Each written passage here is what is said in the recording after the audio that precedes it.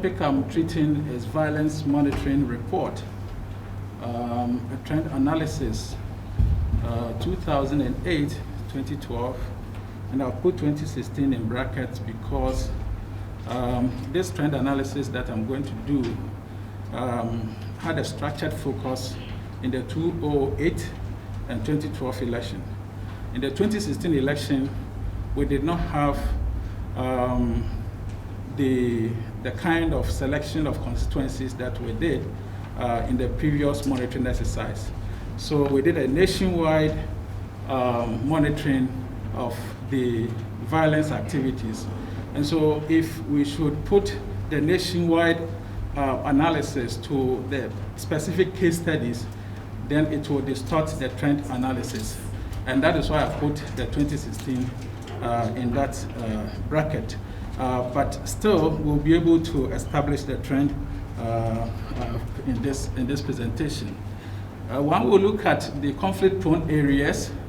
Then we also would want to highlight the election risk indicators that were used, and then we offer some recommendations. Let me start by looking at this work that was produced by the KIPTC prior to the 2016 election. There was a book that was titled Democracy and Electoral Violence in Ghana. And in that book, there was a chapter that was produced by Latte and Danso. And we looked at the political parties and the kind of security architecture they have. And we noted that there were actually 4 different levels of security that they put in place. And so these 4 levels have been categorized into 2. We look at the strategic level and then the operational level. At the strategic level, we have the security advisors. And here you may have some of the retired security officers or couples who have also decided to join some of the political parties. They are retired, so they are no longer in service. And they provide advice to the political party. Sometimes they become part of the political party security committees. So they offer advice on national security policies, and some of these things can find their way into the manifestos that the political parties produce. So there could be a provision in their manifesto that talks about how they would look at security at the national level if they have any reforms or policy restructuring of the security sector. These are the people who offer advice in that regard. They may not be part of the political party security operations on the ground. Theirs is actually at the strategic level at the top.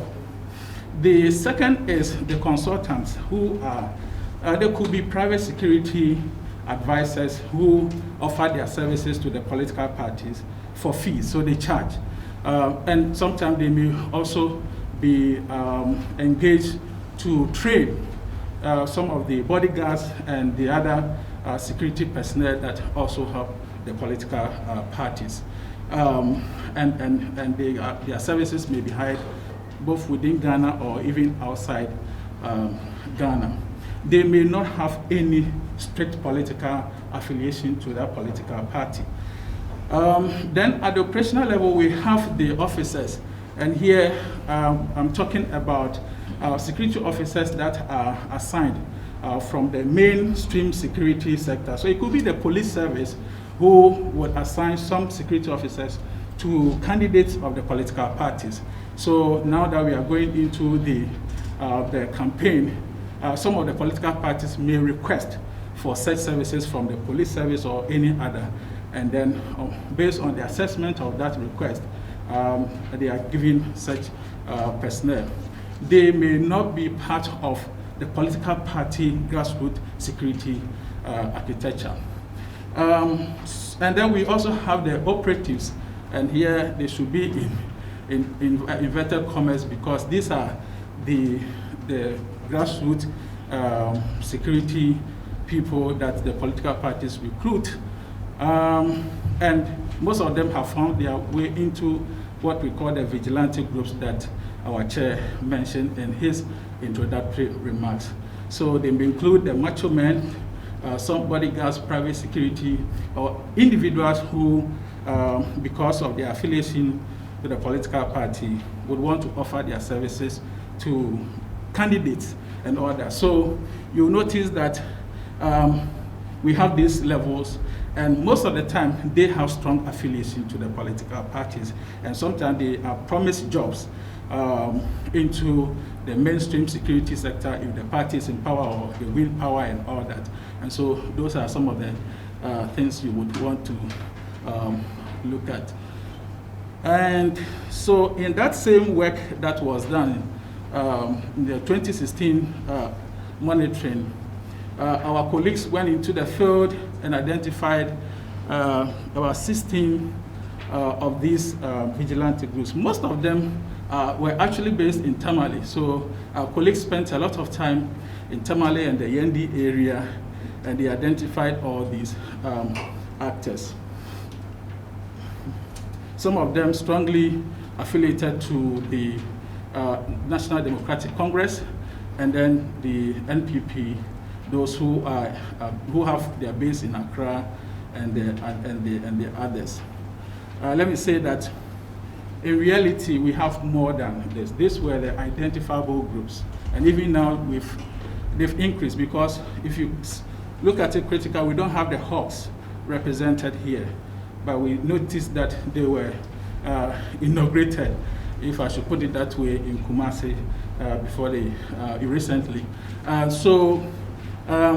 as I was saying, some of them may not be part of this identifiable groups. They may exist as individuals attached to political candidates.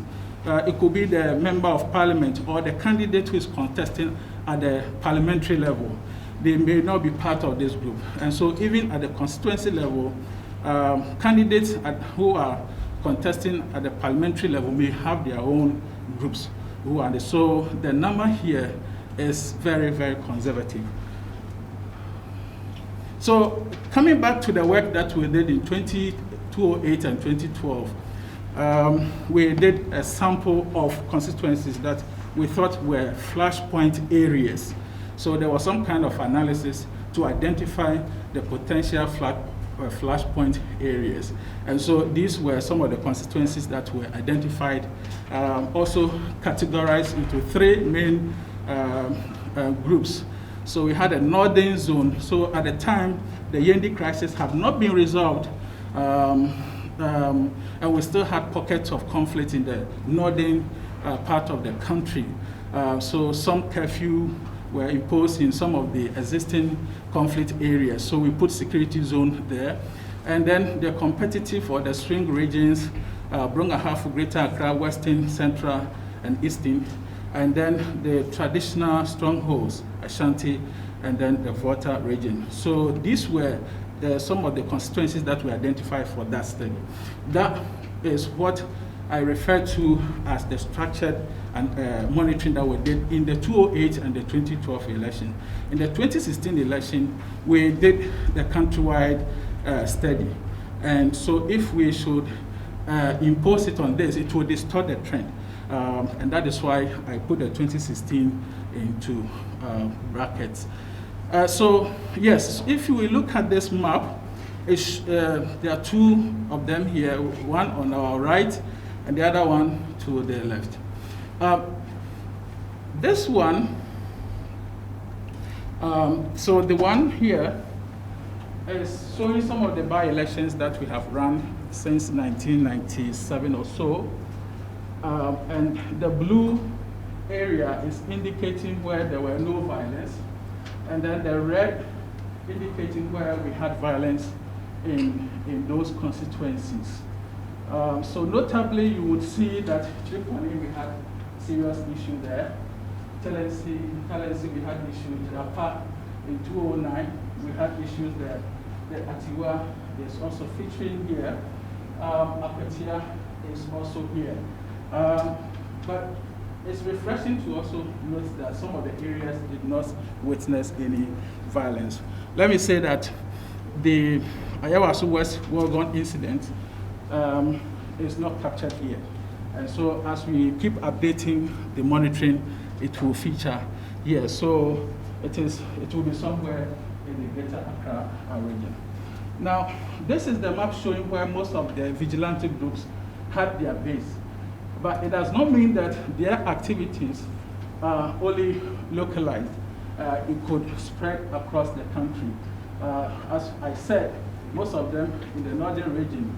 Now, with the redemarcation of the regions, we would also have to update this map to show where exactly they are, keeping up to date with the new redemarcation of the region.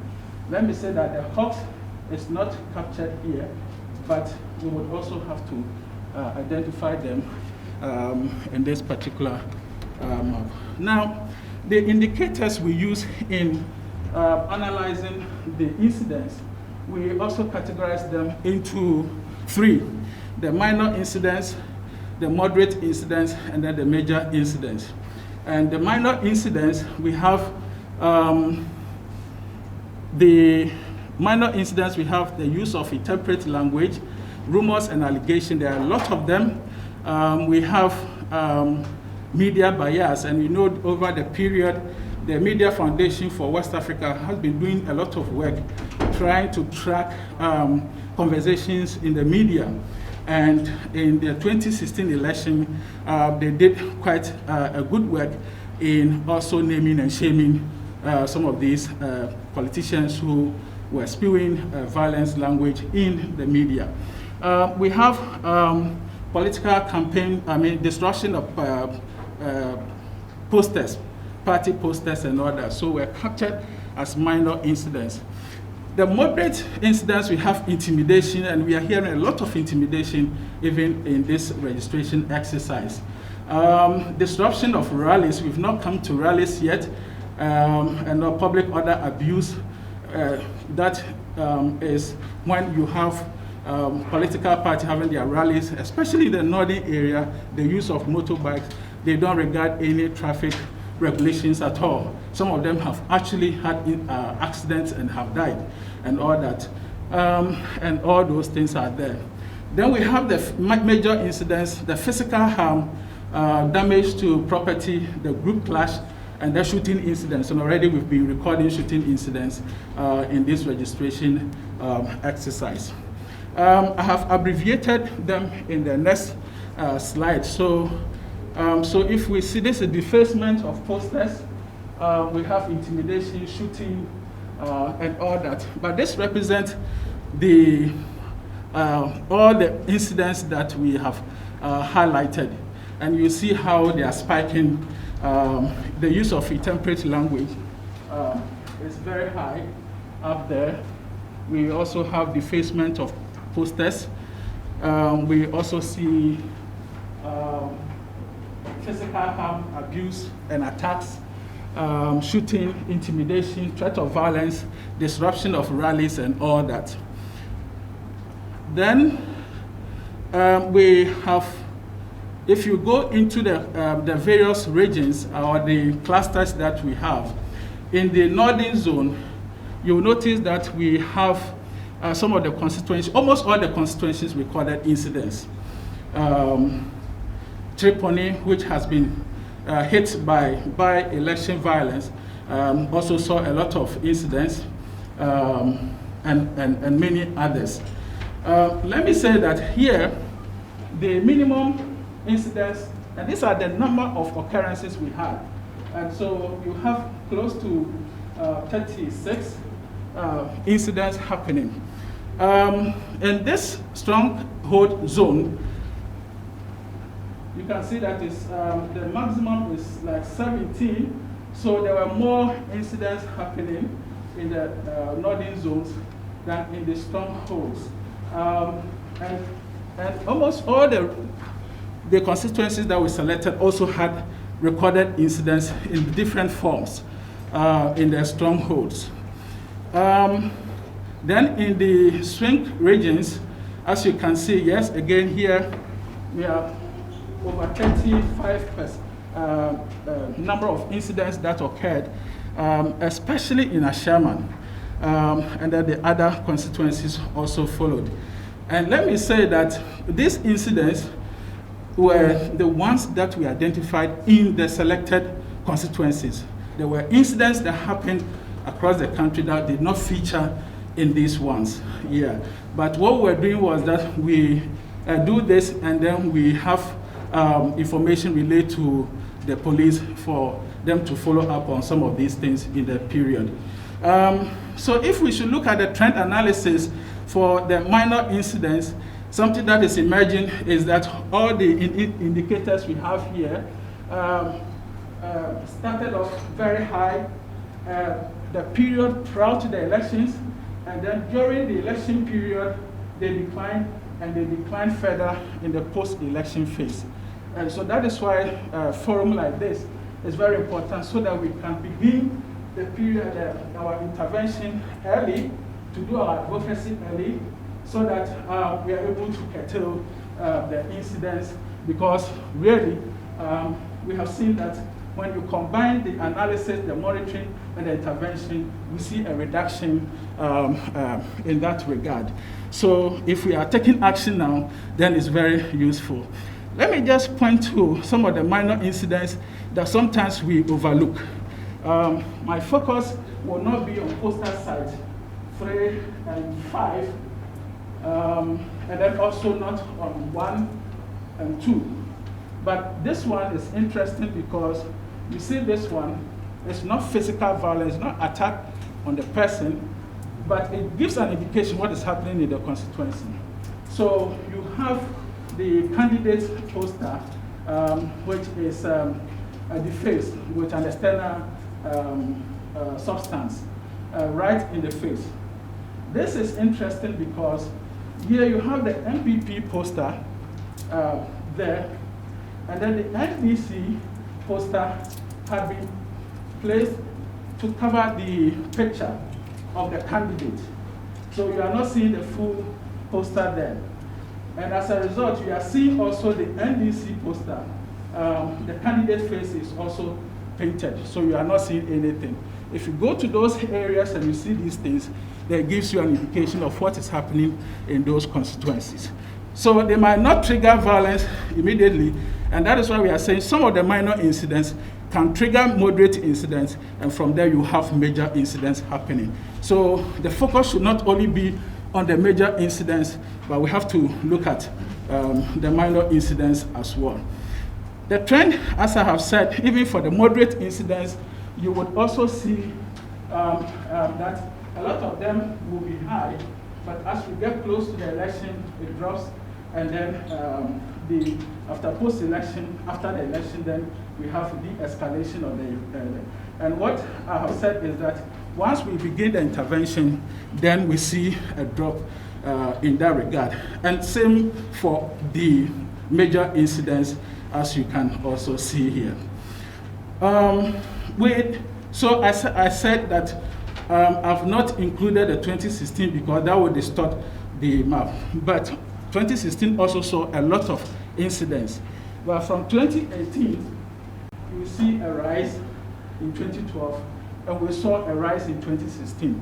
And so if we do not take steps, then our optimism for Ghana still becoming a useful lesson for the others to follow may not occur. And that is why, so that is the trend actually. This is also showing the trend. So ours is to say that for the major incidents, we can begin to admonish and have dialogue, even though it may seem that opportunity for dialogue is diminishing. But once we have the Peace Council beginning to come into the fore and helping to bring the parties together, we will all support to moderate what is happening. But major incidents, and this is where the police will come in and the security agencies to treat some of these things as criminal matters and they handle them appropriately. Let me end it here. Thank you very much. Thank you, Sheikh, and I also stand on the protocol already established. Let's go forward. Okay, so my task is just simple.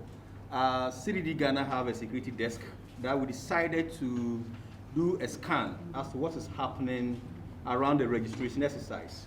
So the data was collected from media reports on violent incidents that have happened since the start of the registration to the last end of the exercise.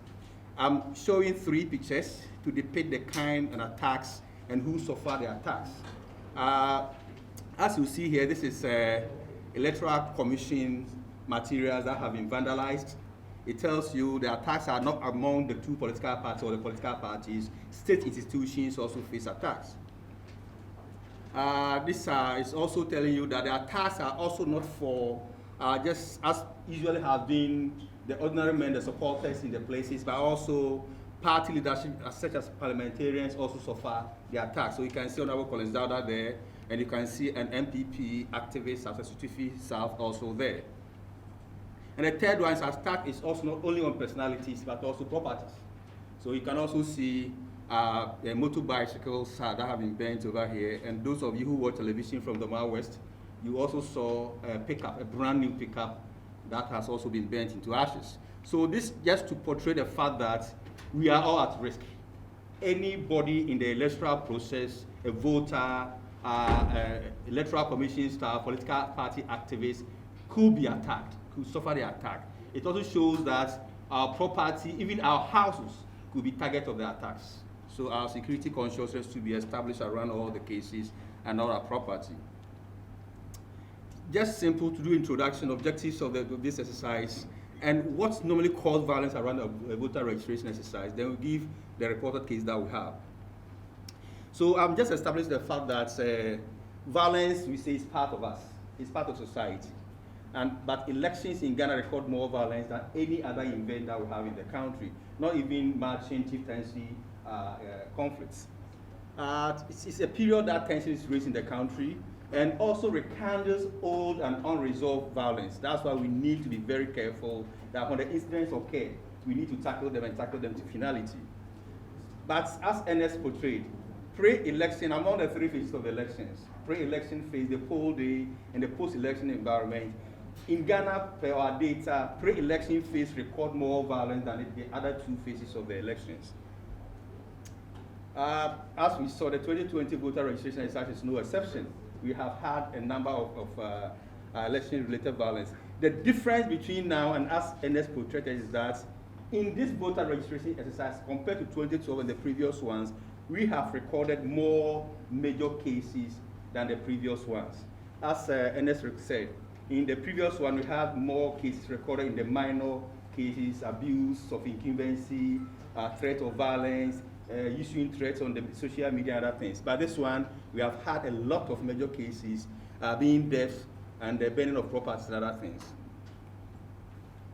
So what we seek to do is to provide data on reported violent cases on the elections, on the registration, initiate conversation as to how best stakeholders can plan, think, and strategize to end the violence, especially getting into 2020 elections, and also have a guide stakeholder to come up with recommendations as to how best we can solve the violence. In our data and analysis from 2008, we have realized that there are 3 basic issues that always cause violence, especially around our voter registration exercise. And they are all subject of qualification to register. Who qualifies to take part in the exercise? That has been the center of controversy and generated a lot of violence, especially in our registration exercises. Irrespective of the kind of registration exercise we're doing, even intra-party contest, qualification to vote becomes a subject of matter. And there are 3 things we've not been able to clarify as a country. The first one is that clause, ordinary citizen. Who is an ordinary citizen, an ordinary resident, and can qualify to register a particular electoral area, something we need to take care of. Then the minors. We could see my friend policeman trying to pull somebody forcefully from the queue that you're not allowing him to read. Who is a minor and who detects who is a minor? How can we clarify that? And then the last one is foreigners. But all these 3 are heightened because our political parties resort to busing people to the exercise centers, and that's what heightened the tension. And in all the conflicts that we had, we realized that it was engineered because not people thought that people are foreigners or minors, but because people are busing the suspected unqualified people to the registration centers to register. And the worst of it is that people also became contract guarantors. They made themselves available, they are there, they don't even know the people they are vying for, but with the suspicion and belief that they belong to their political parties, they are ready to vouch for them and register, also orchestrating. And as I said in the final way, the basic issue of the contention is who gets his name into the voter register, and has become a basic thing that we need to discuss and find out how to solve it. It's worse in the intra-party contest. You realize the recent contest, just before the voting, my brother Michael Kwei came out to say the voter register has been changed. Honorable Adjoa Safo also came out. The voter register has been infiltrated. Across all both MPP and NDC primaries, we had issued the voter register. So that's the basic document that always orchestrates violence in the electoral process. That's why we have more registered violent cases in the pre-election environment. As I said, this is how we took our data. The data is based on cases that were reported in the media, online, print media. The team also made follow-ups on cases that were reported in the radio and TV stations. We not just take the cases, we make follow-up. We have our observers on the field. We cross-check in the issues that have come up to give us more information. So the data covers all the research, including the mop-up. So we started in June 30th and ended in August 9th. That's the Sunday that the Electoral Commission finished its mop-up. In all, we captured 20 violent incidents during the period. And as I said, this is the data showing the occurrence of the incident that we had. You could see out of the 20, major cases had 14. About 70% of the cases are major. This is the trend that we see as dangerous because comparing to 2012, 2016, we had more cases, but most of the cases were at the minor areas. That did not result into death, that did not result into injuries, property bans, and other things. But this one have recorded major cases. So you see 14 of them, 7% were major incidents, 2 deaths, several injuries, and properties burnt and destroyed. 20% were moderate cases that involves intimidation, threat of violence, harm, incitement languages, and abuse of public order acts, use of abusive language, and vandalization of publicity materials, as Ernest said. And you could see so many of the publicity materials, not only for political parties, but even electoral commission materials. Directional signs to registration centers were destroyed. So everybody is affected. Then just 1% of the minor incidents, rumors and allegations. So it tells you that, yes, we have had increase of cases, but the categories of cases we are recording are more falling on the dangerous aspect of it that results in damage to properties and deaths. So we need to be very careful as to how to tackle the issues. But the question that we want to discuss this afternoon is, do we have the capacity and the mechanisms to intervene? Can we intervene? I just propose this to see that, answer the question, yes, we have it. Because when you go to specific elections, we have the Public Order Act. That gives direction as to who can have rally meeting at what time and what process you should go through. We have more electoral laws in the country that give specifics and punishments. We have the Political Parties Code of Conduct that came about through the IEA platform, which have been regulating political parties over the years. Our own Act 999, the Vigilantism and Related Offences Act, that gives very severe punishment that when we enforce, it has the necessary, the capacity to serve as deterrent to people who would like to cause violence in the elections. We have the roadmap and the code of conduct facilitated by the National Peace Council in place, and that gives directions as to the steps to be taken to disband vigilante groups in the country. The allies, various allies also have stipulated punishment for offenders on the electoral process, among others. I also said that we have a complete justice delivery system, from arrest to investigation to prosecution to adjudication. It is there. This is backed by Special Election Security Task Force that is insulated from the DISEC and the RESEC. In fact, the Election Security Task Force has no command from any minister. It's an independent body chaired by the IGP at the national level, the police commander at the regional level, and the police commander at the district level. So we have this. And since 2012, we have had the Judicial Service coming up with special election courts to adjudicate on elections-related matters to see the speedy recovery. Then the question then is, if these things are there, why are we having increasing violent cases on our elections? I'll leave that to the justice delivery system. Thank you.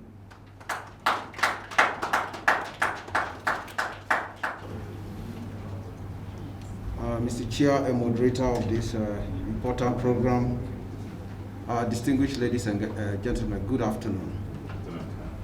I am honored to represent the police administration and also the National Election Security Task Force to present a position of the Ghana Police Service and the National Election Security Task Force on the topic.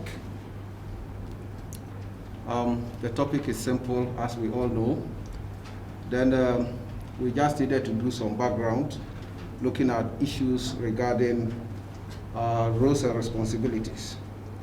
We understand and we know the functions of the Ghana Police Service, issues of protection of life and property, prevention and detection of crime, going into maintenance of law and order. And it is within that framework that security for election is executed.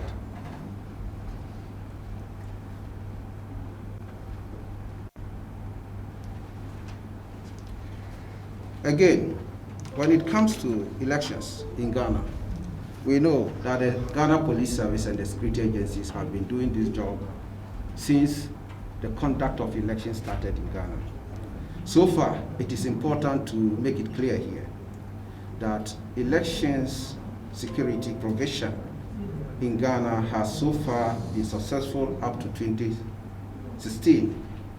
We've done this job very well, peacefully to 2016 without any hindrance, notwithstanding some of the issues that have been talked about here.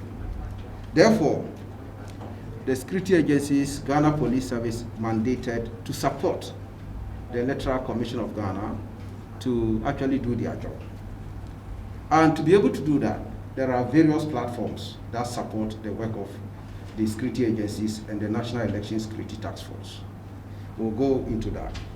And the philosophy of security provision here is security before, during, and after. This has been presented in some other ways by my colleagues who did earlier presentations. At the same time, we need to understand that because of numbers of the Ghana Police Service, let's go back to 2016. We had about 29,000 police stations. By the time we did the referendum in December, we have moved to 31,800 and something polling stations. For 2020 elections, we're going to manage 33,367 polling stations. And by law, every polling station needs to have security personnel. And by the definition of the presentations done in terms of flashpoint hotspots, deployments are done based on what? Threat. And therefore, those areas that are seen as flashpoint or hotspots, you don't deploy one person, you need to increase the number based upon what? So you can imagine the number of security personnel that are deployed to only polling stations. Then we come to talk about collation centers.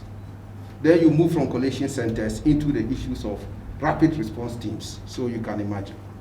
So for that reason, Ghana Police Service alone cannot do it, and that is why the security agencies are doing it together.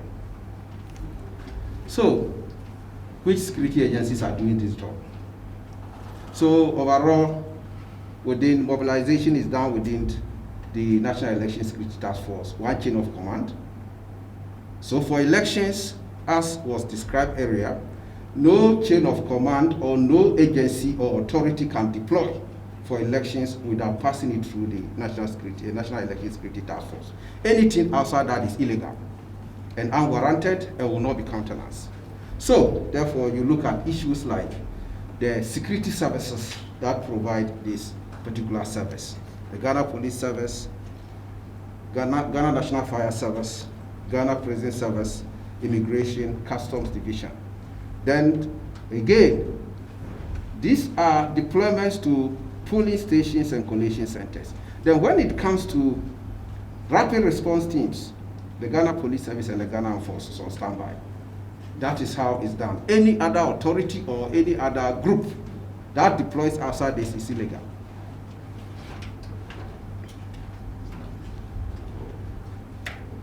Okay, at the same time, this particular organogram is important because we are looking at Ghana as a whole, and therefore, let's look at Act 526, 1996, the Security and Intelligence Agencies Act. That is where we have the National Security Architecture of Ghana. So you look at this, when we go, we'll discuss that and relate it to the election security architecture. So on this basis, I've done my introduction. My aim today is to actually give you an overview of the National Election Security Architecture and also contribute to the roles of the Ghana Police Service in actually discussing the topic, the violence in elections and the way forward for the 2020 elections. And to achieve my objectives, I will take you through the backgrounds and then go through some of the issues that have been talked about. Going to look at the National Election Security Architecture, our planning process, the voter registration that have been discussed here, then of course some extract of violence incidents, then police actions and responses, legal framework, and then the way forward as have been proposed by everybody here.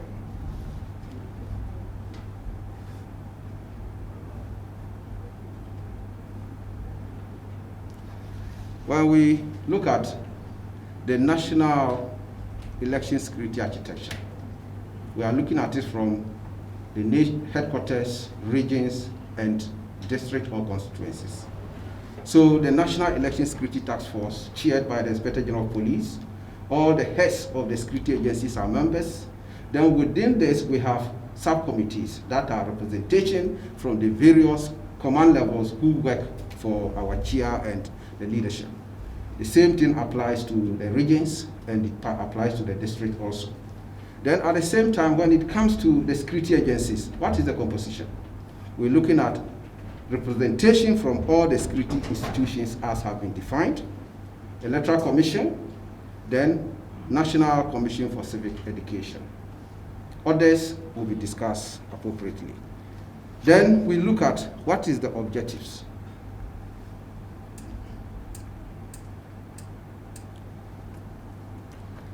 We also need to understand the idea of this is about impartiality, neutrality, and the ability for the National Election Security Task Force to be able to work independently. That is it, and all in support of Electoral Commission of Ghana. So when we go forward, we begin to understand that it's about insulating the security agencies from all forms of interferences in the course of policing elections in the country. This has been the system and the practice. Then independent of the regional security committees, and at the same time independent of the district security committees. And above all, the election security task forces are not subcommittees of either the RESEC or the DISEC or the MUSEC. That is why the structure of the Ghana National Security Architecture, as I showed in my introduction, is very, very important for you to understand this.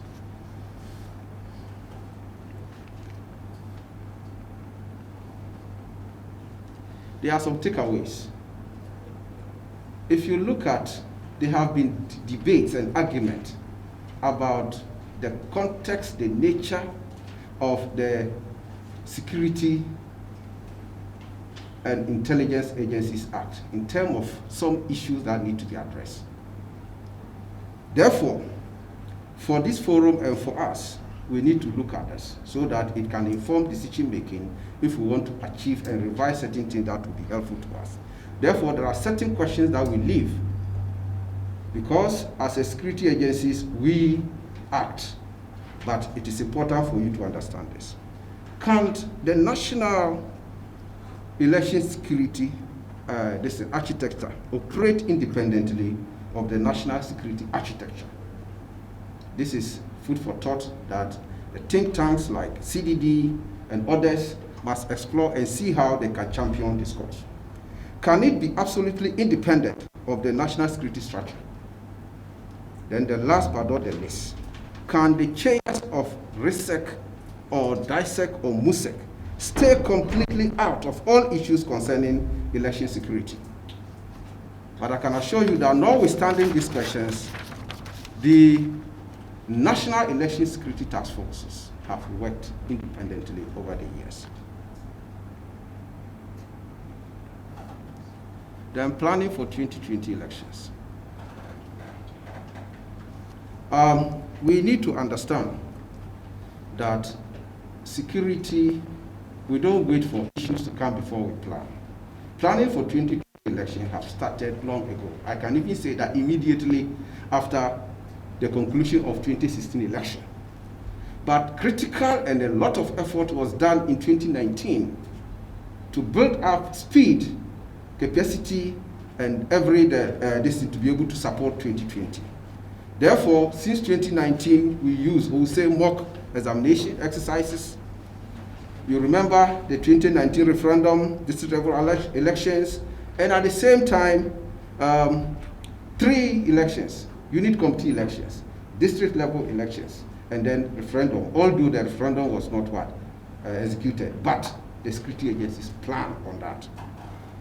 And therefore, 17th October 2019, the security agencies inaugurated the National Election Security Task Force, replicated that across the regions and the district, and they have been working towards this year since then.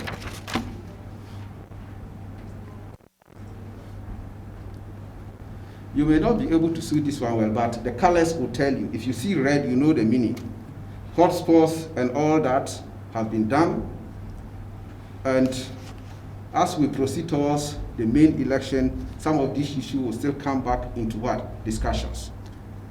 But it is also important for us to understand that we also planned for the voter registration exercise that has just completed in clusters, as you are aware. Then, similarly, we've planned for the additional polling stations that send us from 29,000 in 2016, and also has moved to 31,846 in 2019, and it's now going to 33,367. We've planned on that, as I've discussed with you. Our model of deployment, not all, at least basic. Whether it is voter registration, it is election, we should know that we do a lot of things. We cannot actually listen, but basically you should know about static deployment, registration centers like we did in the election, this is the voter registration, polling stations, collation centers, mobile patrols, then of course, rapid response teams. We take the meaning in the way they are presented, but when we deploy, the meaning will be defined.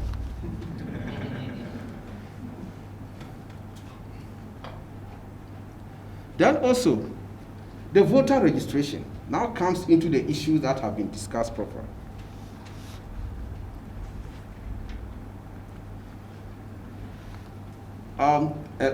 Anybody who had the opportunity to have listened to our presentation, some of our discussions before the voter registration exercise, the National Election Security Task Force has did analysis of the voter registration exercise and the main elections. And there are issues that we have identified and pinned them down earlier before even all these things happen. One of the key issues is about prevention of potential voters from registering through acts of intimidation and other violent methods. Possible attempt to obstruct and disrupt registration. Lack of cooperation among the interest groups. Then the likelihood of criminal elements vandalizing registration equipment.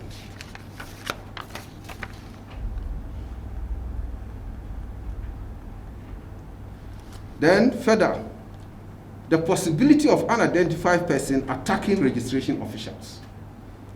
possible public disorder at registration centers, prevention of EC officials from performing their constitutional tasks, among others. The last but not the least is the possible unlawful demonstrations. These were issues that our threat analysis and assessment team actually arrived at. But I think I don't need to say anything. The presentations that have been done earlier would confirm what the security agencies have done earlier.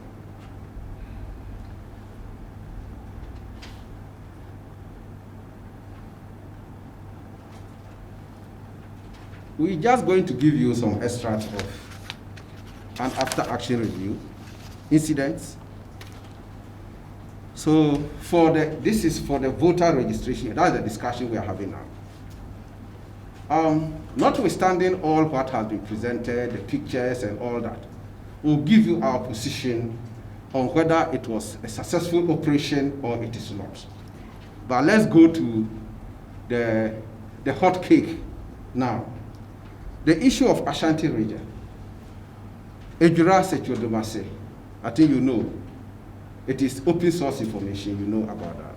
Bono region, Banda Hinkro, Nkran Kwanta, Doma West, you know about that. Central region, you know about Kaswa, you know about Ajumako. And in all these cases, I think I don't need to say, it is not the National Election Security Task Force that is saying. But we all know that basically and mostly, it has been about clashes between political parties for one reason or the other. So therefore, going into the topic, we have the thinking that it is really true that the politics of violence in Ghana is in one way or the other associated with vigilantism. And I would say why.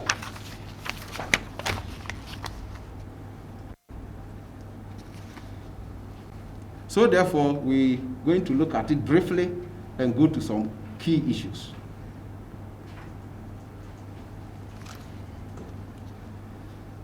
We must understand here that the maintenance of law and order, safety and security of Ghanaians and their property is the sole responsibility of the state.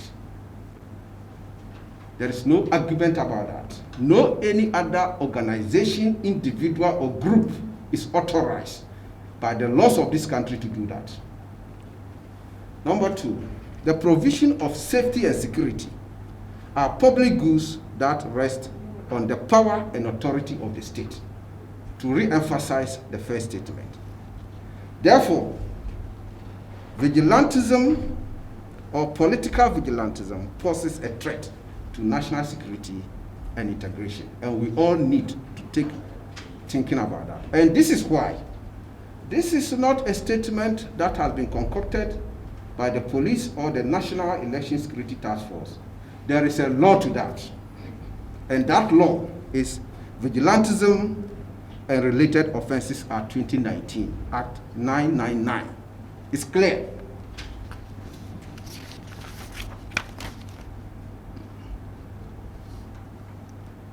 So what are the police actions?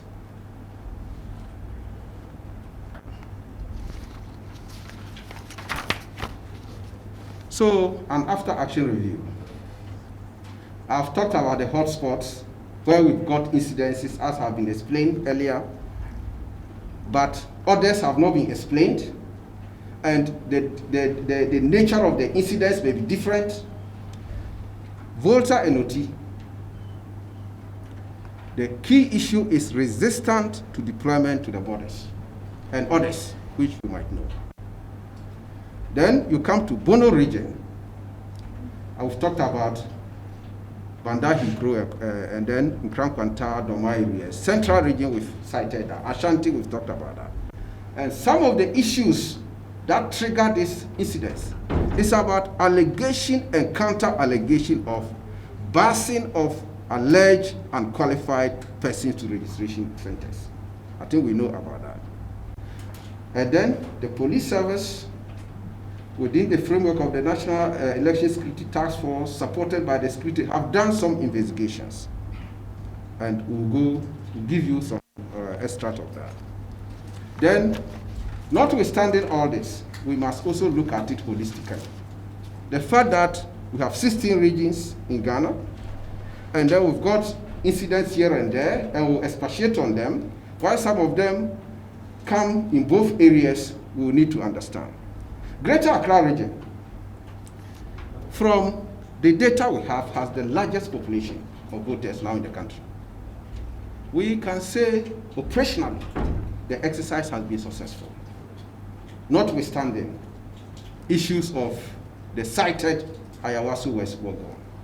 It has been virtually, operationally, it has been successful, notwithstanding. Northern sector, according to our after action review, we go to Northern region, Northeast, Upper West, Savannah region. So far, it has not been bad, relatively peaceful.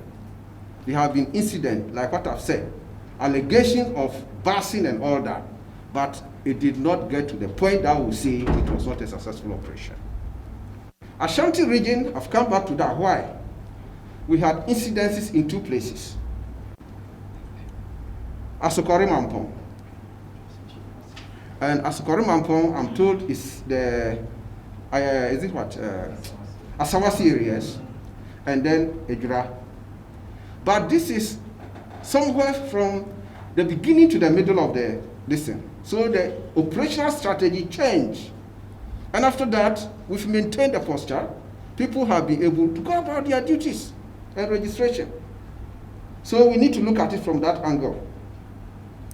Then at the same time, we can even talk about the Western regions. Western region and Western North. Operationally successful. The only areas that I can talk similar to Volta region and Oti region is Jomoro. Also, resistance against what? Deployments. So therefore, if we look at that, another area that will come to Ahafo has also been successful, notwithstanding what my colleague has shown about the issue of Collins Dauda and all that. It started at the beginning, onset. We did a preemptive deployment immediately to the area. And if you look at that area, Ahafo, Asutifi, and all those places in previous years, after that incident, the security agencies, particularly the police service and the Ghana Armed Forces, was able to stamp their feet, and then that's the end of it. But Doma areas, you know, security, this is Ghana. So many regions, personnel deployment, resources, logistics, but I can tell you that once we have massive deployment there as soon as such incidents happen. Doma areas and Banda are in growth. So we've learned our lessons. We've seen the gaps and the hotspots, and definitely we put them into our planning. But if we make the analysis, we can say that the voter registration exercise operationally has been successful from our point of view. And we'll use this one as mock and as what lessons learned to enhance our strategy and planning for the main election as we move on. There are a lot of issues that are still under investigations. Some have gone to court. We've got some convictions. Some have been remanded, so I cannot go into details. But I want you to understand that there have been arrests and prosecutions. Investigations are ongoing. Western region have secured some convictions for some electoral related offenses. And if you look at the listing, some of these offenses, the report have mentioned them in some way, but when it comes to investigation and prosecution, there are also terminologies. So you look at assault at registration center, false declaration for voting, assault on registration officer, causing unlawful damage to EC biometric registration kits. All this in cut across. Then false declaration for office or voting. These are all those things. And I think you know some of the issues that you are talking about. Either it is murder or manslaughter or no, that I cannot say. But when it comes to some of the assault that you are seeing, and then this, because something, I think the lawyers are here from this, causing harm and all those things will justify all those areas. So in principle, there is some cases are under investigation, some have been prosecuted, some under investigation. If you look at my earlier slide, the issue in Nkran Kwanta, we have about 10 people in detention in Sunyani under investigation. The same thing when it comes to Banda Hinkro, 7 people arrested, granted police inquiry bail. It is ongoing and ongoing in that process. Now, the way forward. The way forward is not about the security agencies. We are here to work. The violence is not perpetrated by us. We are rapid response teams that is always countering the violence that is created by the people. And you know who are doing that. So, therefore, the answer has been actually provided. Currently, the main law, as have been this is the vigilantism and related offenses law. That is the main law. And I can tell you that this law provides solution to the problems that we are facing. So it has punitive measures for vigilante groups, their supporters and financiers, the vigilante groups and the individuals themselves, and all that.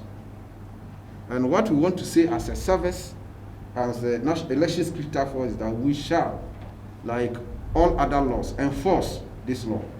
But in the enforcement of the law, it will be wrong for you to point fingers at the security agencies and the National Election Security Task Force. It's a whole spectrum of agencies that work together. We can arrest, we can investigate, we can process and forward. Some of the functions are done by somebody else. I will leave it there. At the same time, we need to also know that there are already laws also that have been in existence over the years. The Constitution has spelled out some of these issues. Then Police Service Act. Then of course, the main Criminal Code and Other Offences Act 1960 has a lot of caveats that can address some of these issues. So in conclusion, my way forward will be some kind of suggestions. The Ghana Police Service maintains its position that, and this position, I know that it is the position also of the National Election Security Task Force, that vigilantism is a threat to national security and integration. The threat of vigilantism must be countered with all the might of the state. The Ghana Police Service will work in accordance with these laws. First, the Vigilantism and Related Offensive Act 2019, Act 999, the Criminal Code and Other Offences Act 1960, Act 29, the National Peace Council Roadmap, and Code of Conduct. And I wish to stay here that the Ghana Police Service, and invariably, the National Election Security Task Force, participated effectively in all the processes and witnesses most of the programs of the National Peace Council. We are grateful for that. Then, the last but not the least, we shall also enforce all related laws, as we've talked about. But to be able to achieve this, I convey on behalf of the National Election Security Task Force the security agencies too are continuing planning for 2020 elections. There will be a robust posture for the 2020 elections. Various training programs are being conducted for the command level and also for operational and tactical levels. The idea is to build confidence of our personnel so that we can counter any threat that will undermine the 2020 election. So therefore, the 2020 elections, like we've said it, if you are not part of the security agencies that are deploying, that are mandated to deploy to provide security, don't dare. If you dare, the security agencies will crush you on that. But it's not about the security agencies and the National Election Security Task Force alone. It's about a holistic stakeholder approach to peaceful 2020 elections. So, therefore, all Ghanaians, the political parties, the perpetrators of the violence that you have presented here, then the National Peace Council, all stakeholders in the country, as far as the peace and security of this country is concerned, they must contribute effectively for a peaceful 2020 election, and should not leave all the burden and be complaining about it is the police, it is the National Election Security Task Force. It's for all of us. We must work together to ensure that we get a successful and peaceful 2020 election. Thank you very much. This afternoon, my topic for discussion is on prosecutions on election-related violence, the challenges and the way forward. We are all aware that elections have become part of our democratic system since we returned to constitutional rule. Other African countries have gone that same way. However, it has been characterized by a lot of violence in other African countries. Ghana is not any exception.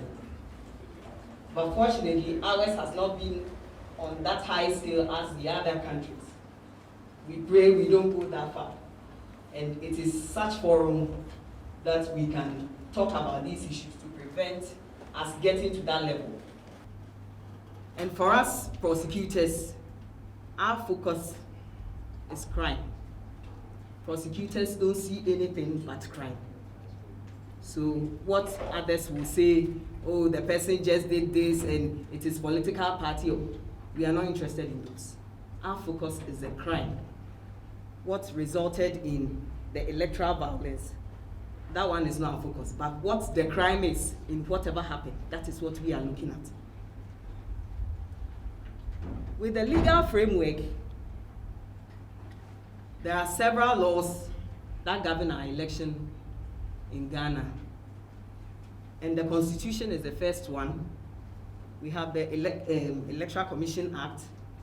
There's also the Citizenship Act. There's the Representation of People Act. That's the RUPAL Act. There's the Public Elections. That's the CIs. There is also the Political Parties Act. Then the Vigilante Act. And of course, the Criminal Offences Act. That is the document we work with, the Criminal Offences Act. Now, all these laws have both, in fact, most of them have both administrative and criminal sanctions. But for us as prosecutors, our focus is on the criminal sanctions. That is our focus. Now, the role of prosecutions. We all know that the Attorney General is the office mandated by the Constitution to bring criminal charges against anybody. So apart from the Attorney General, nobody else can bring any criminal charges against anybody. And because of logistics and personnel challenges, the Attorney General has also mandated the police and some other institutions, but in particular the police, to try some cases on its behalf. What the police does mainly are offenses that are termed misdemeanors and second-degree felonies. The Attorney General itself handles the first-degree ones, the first-degree felonies. Now, for election issues, just as I've mentioned, it is the Attorney General that has to do it, but it is the police that handles a lot of it for us. The police handles a lot of it for us. It is because most of the offenses under the electoral laws are misdemeanors. Yeah, because most of them are misdemeanors. And because they are misdemeanors, it is the police that handle, because they are handled in the district courts and the circuit courts. So, and it is the police that mainly handle offenses in the district court and the circuit court. They don't go to the high courts. So they handle the offenses in those courts. And because they are misdemeanors mainly. Now for the elections, it is the representation of the people law. That law is the law that has a lot of the electoral offenses. A lot of the electoral offenses are found in the representation of people law. In fact, part 5 of that law, and in particular sections 27 to 42. That is where all the laws, in fact, most of the laws on elections are found. You find some also in the CI. The CI 91. It also has a lot of the offenses, but mainly what is there is just the same as in the representation of people law. Now, so section 27, between 27 and 42, that is where all the electoral offenses are found, most of them. And so it lists the offenses that anybody can be charged with. There's offenses that has to do with registration. There's offenses related to nomination papers and the ballot. There are offenses talking about unauthorized voting. We have heard a lot of it here. My police chief has just told us a lot of the offenses. All these offenses are found in the representation of people law. My particular focus will be on section 42 of the representation of people law. That section, I don't know if I didn't capture it, unfortunately. Well, sorry, I don't think it's here, but I thought I captured it. That section 42 states that before anybody can be charged under this law, any electoral offense, the consent of the Attorney General is required. So you cannot charge anybody under the representation of people law without the consent of the Attorney General. And we will come to that as a challenge for the police. As I've mentioned already, the CI 91 is also regulation 28 of the CI 91 also gives us the offenses, electoral offenses under that law. They are just similar to what is in the representation of people law.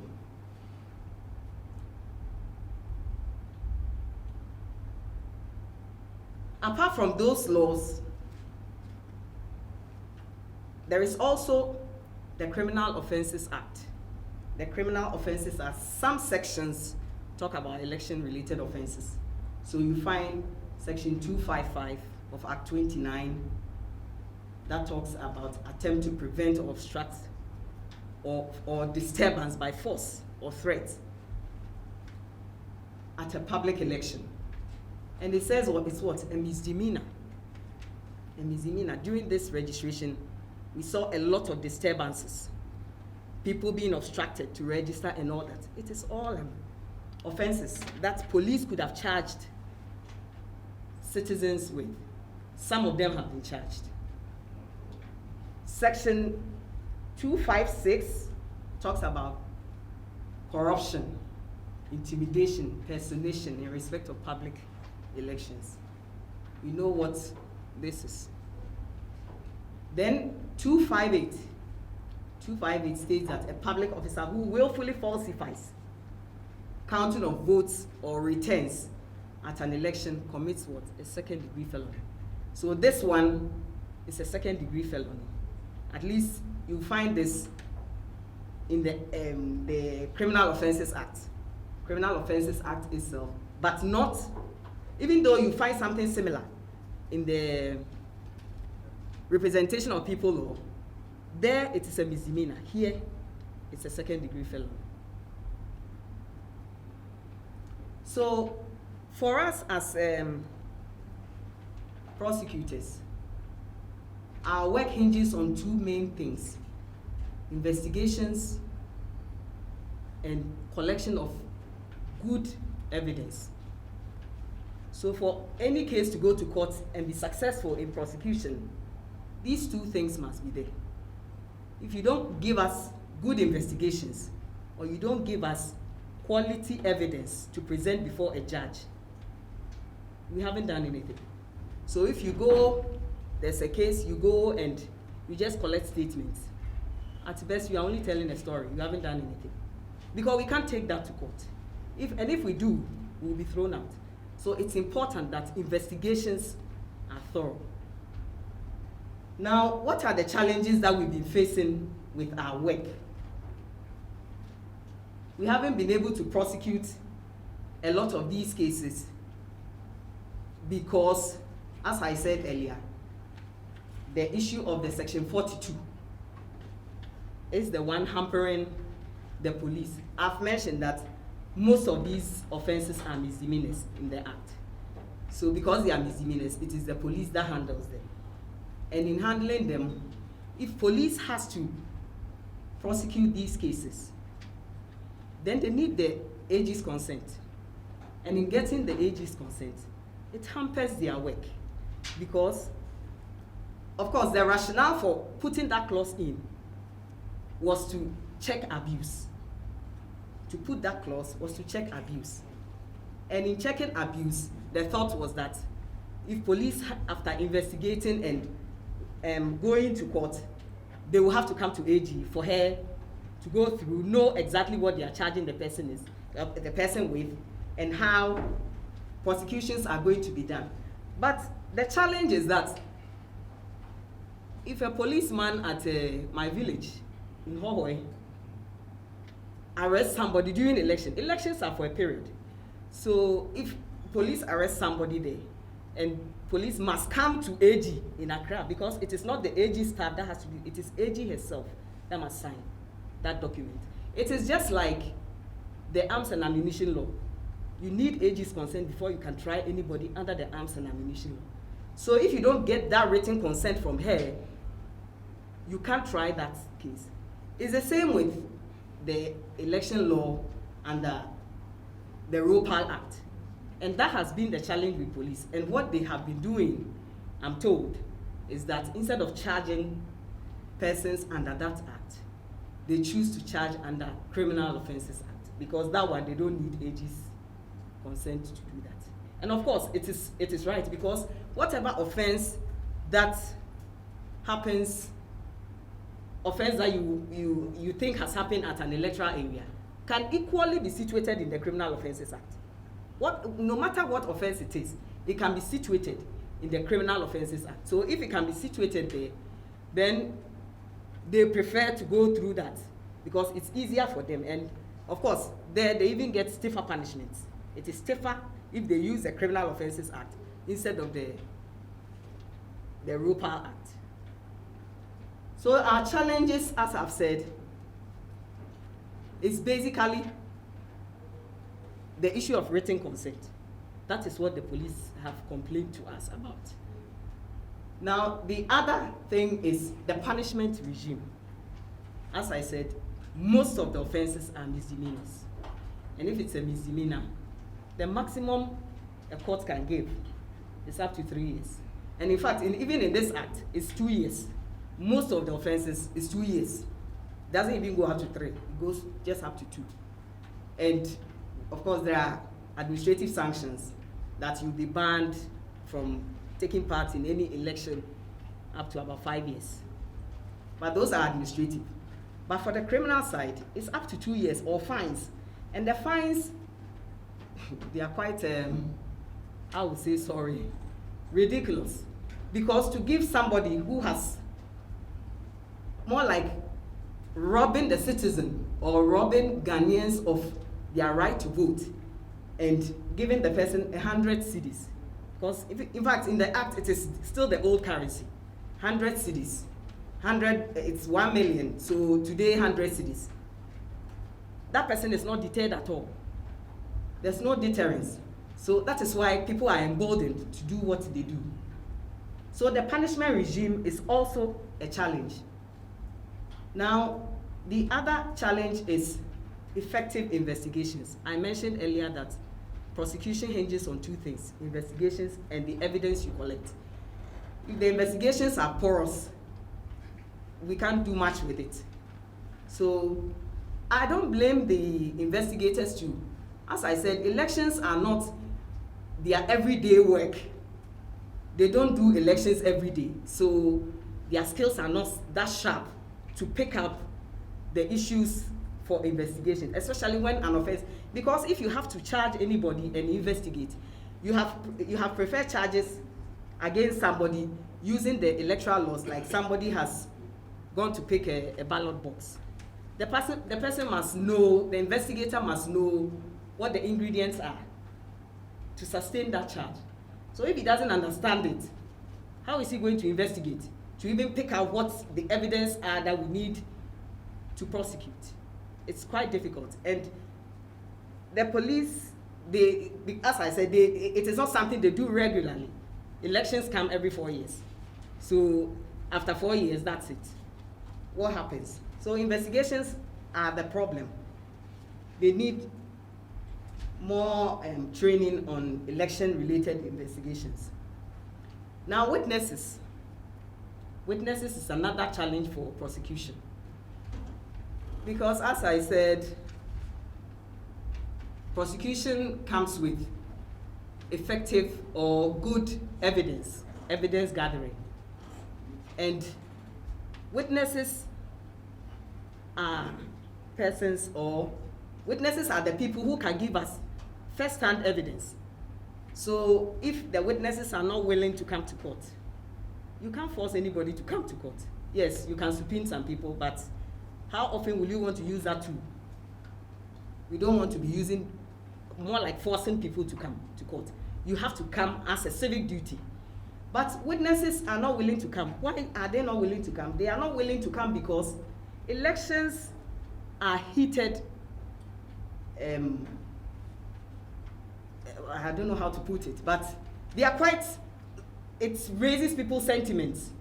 And because of that, if a witness sees somebody picking an electoral ballot or something in his community, what happens to that person? It is political. You have this person living in the community with whoever has been arrested. Everybody knows him. So if I go and report this person, or I'm going to testify against that person, the person is afraid. The witness is afraid to even give himself up to give evidence against the guy who has been arrested for what he did. So that is the challenge, because he's afraid of the problems that will come after giving evidence. So witnesses are not willing to give evidence, and it is witnesses that can help the investigators to do their work. So if they are not willing to come, they are not willing to help the police or prosecution, then we can't prosecute.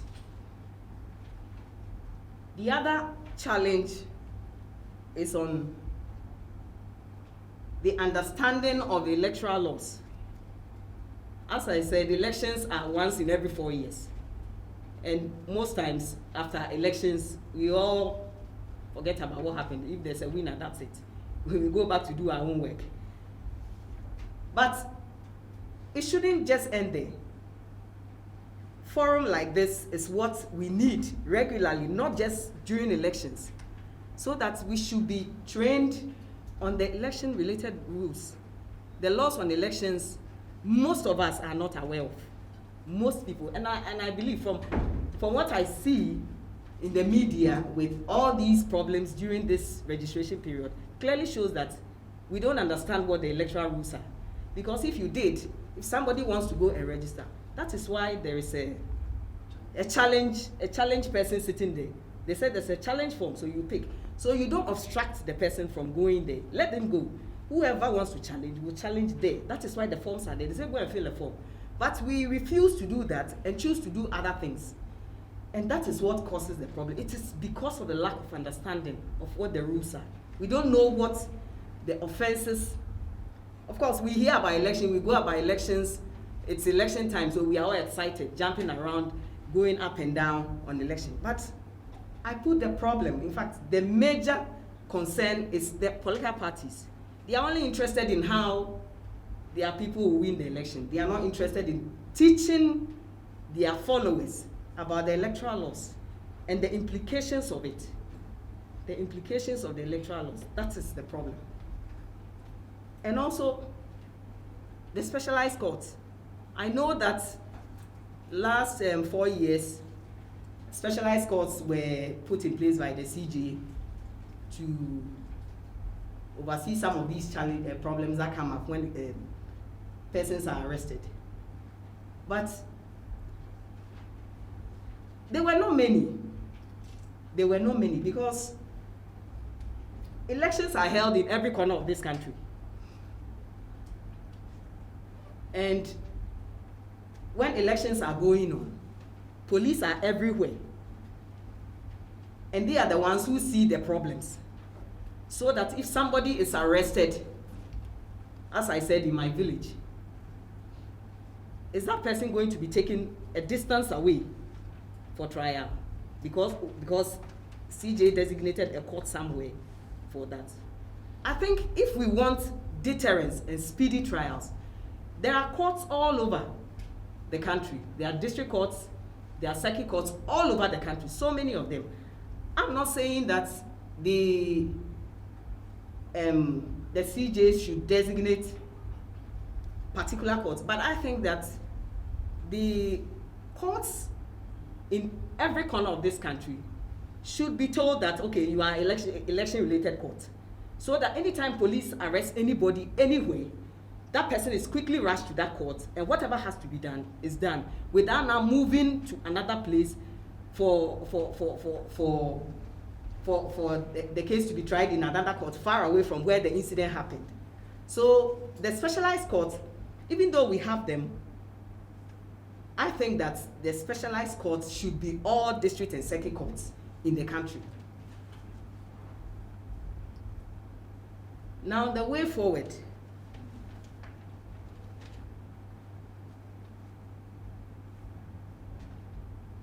As I mentioned earlier, it is the Section 42 that has more or less prevented the police charging persons under the ROPA law. And because of that challenge, they choose to go to the Criminal Offences Act. So it means that the purpose for the that Section 42 in the ROPA law, it's not effective, it's not working. So if it's not working, then why do we still have it? So the way forward is that the framers of the law should revoke that to give the police that free hand, just as it's done under the Criminal Offences Act, so that they can have that free hand to speedily charge people and take to court.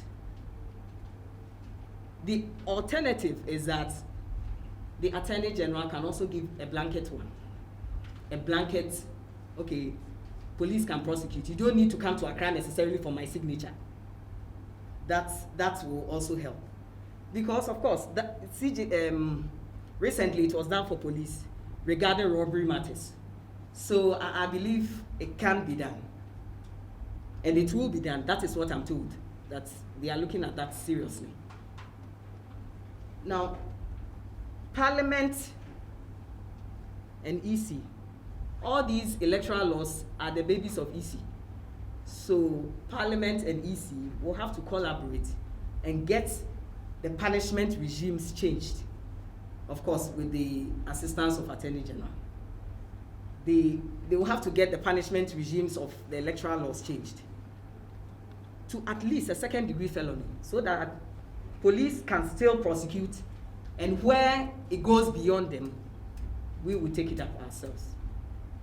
Now, the other thing is the specialized courts. I explained that earlier. Then the third thing is about, the fourth one is on training. Training is key to everything.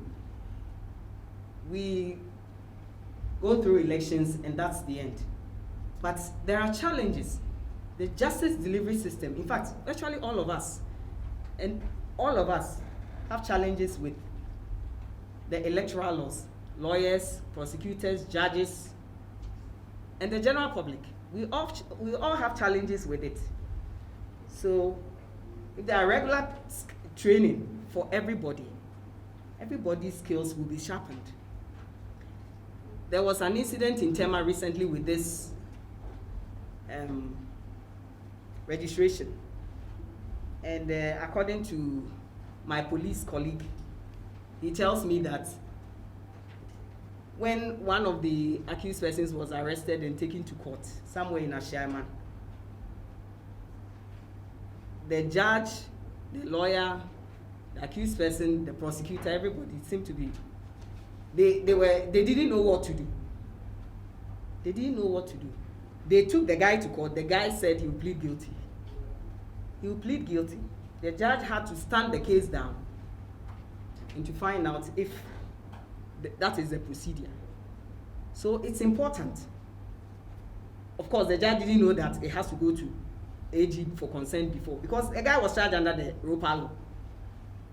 So it's a challenge. We all must know something about the electoral laws and what to do at what times. And finally, public education. If we had aggressive public education, we wouldn't be seeing what we saw during the registration, because that's just registration. So we can just imagine what will happen during the election itself. And I think civil society like CDD and the EC itself, of course, National Peace Council, this is, and NCC, of course, NCC is the institution mandated to do these things. It is important that we all take this seriously and educate the public seriously on not just about elections, but the election offenses, the election of the implications of their actions. I'm sure it is because they don't know what the implications are. They just see it as, okay, we are happy, it's election time, let's all be excited, jumping around. But if they knew the implications of their actions, I'm sure most people will not want to do what they do during elections. So I'll pause here. Thank you very much.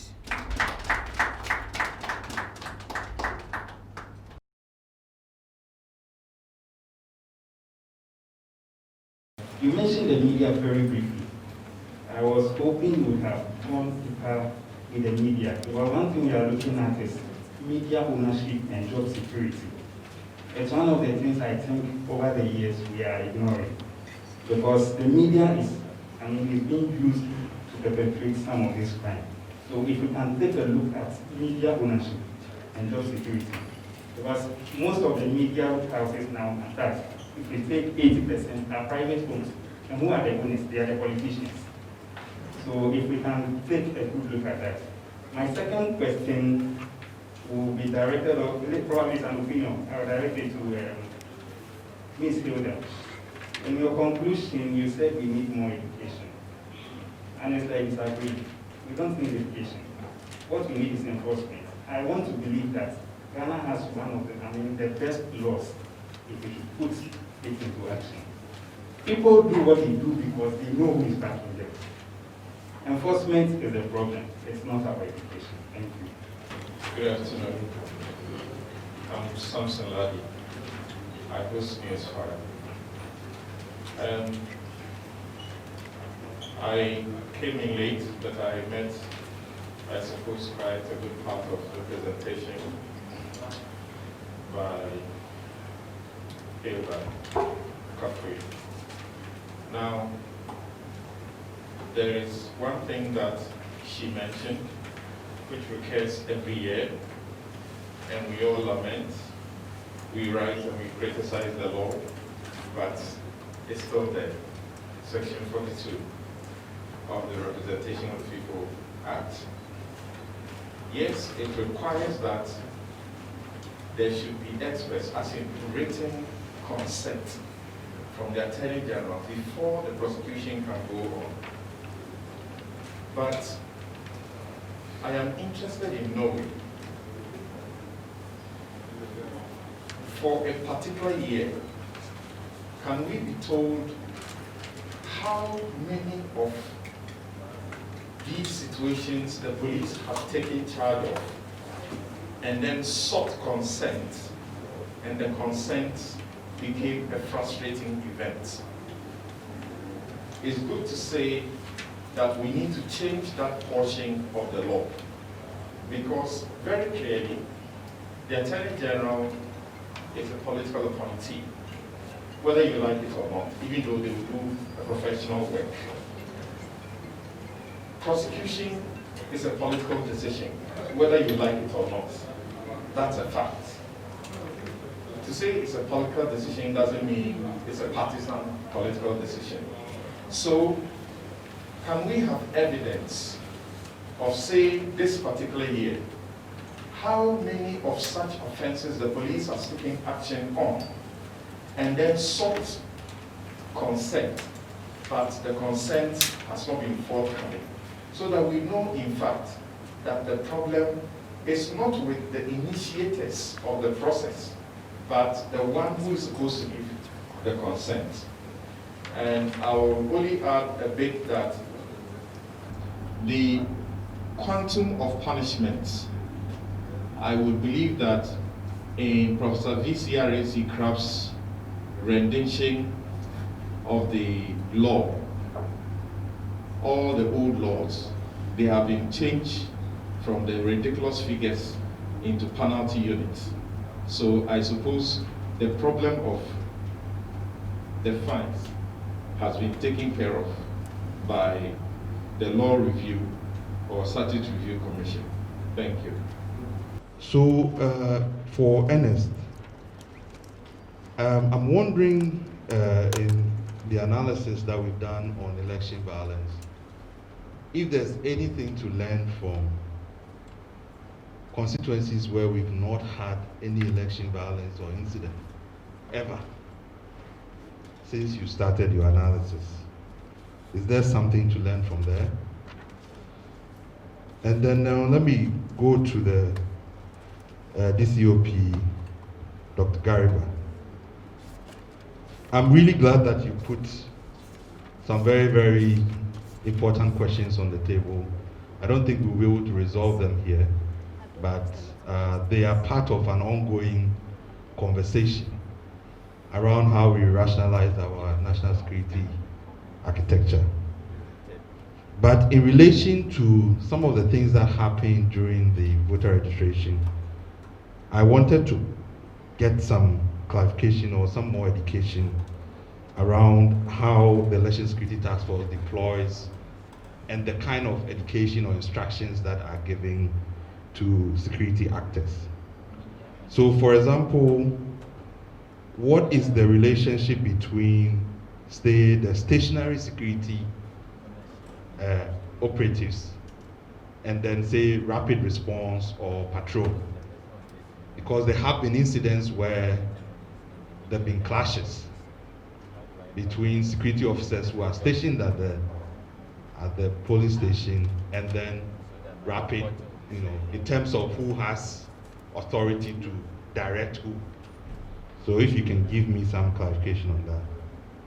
And then in terms of the role of the security officer at a polling station or a registration center.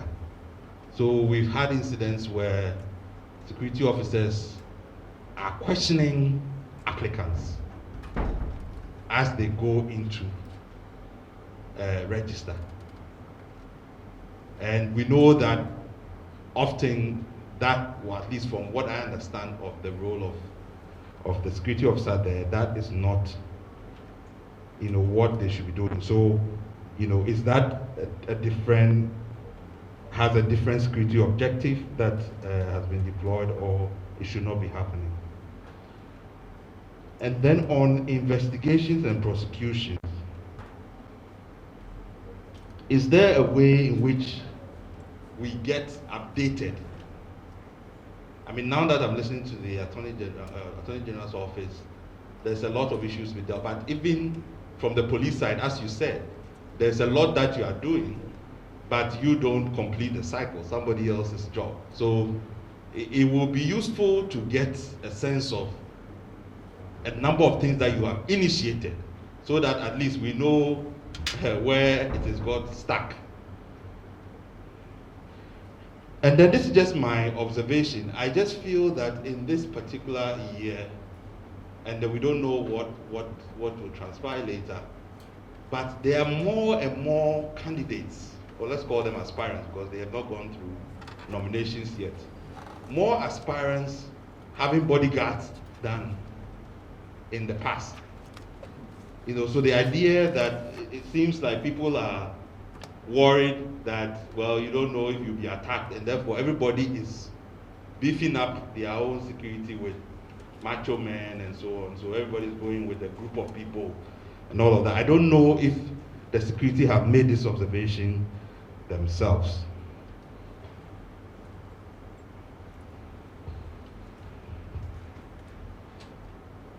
So I'll leave it there on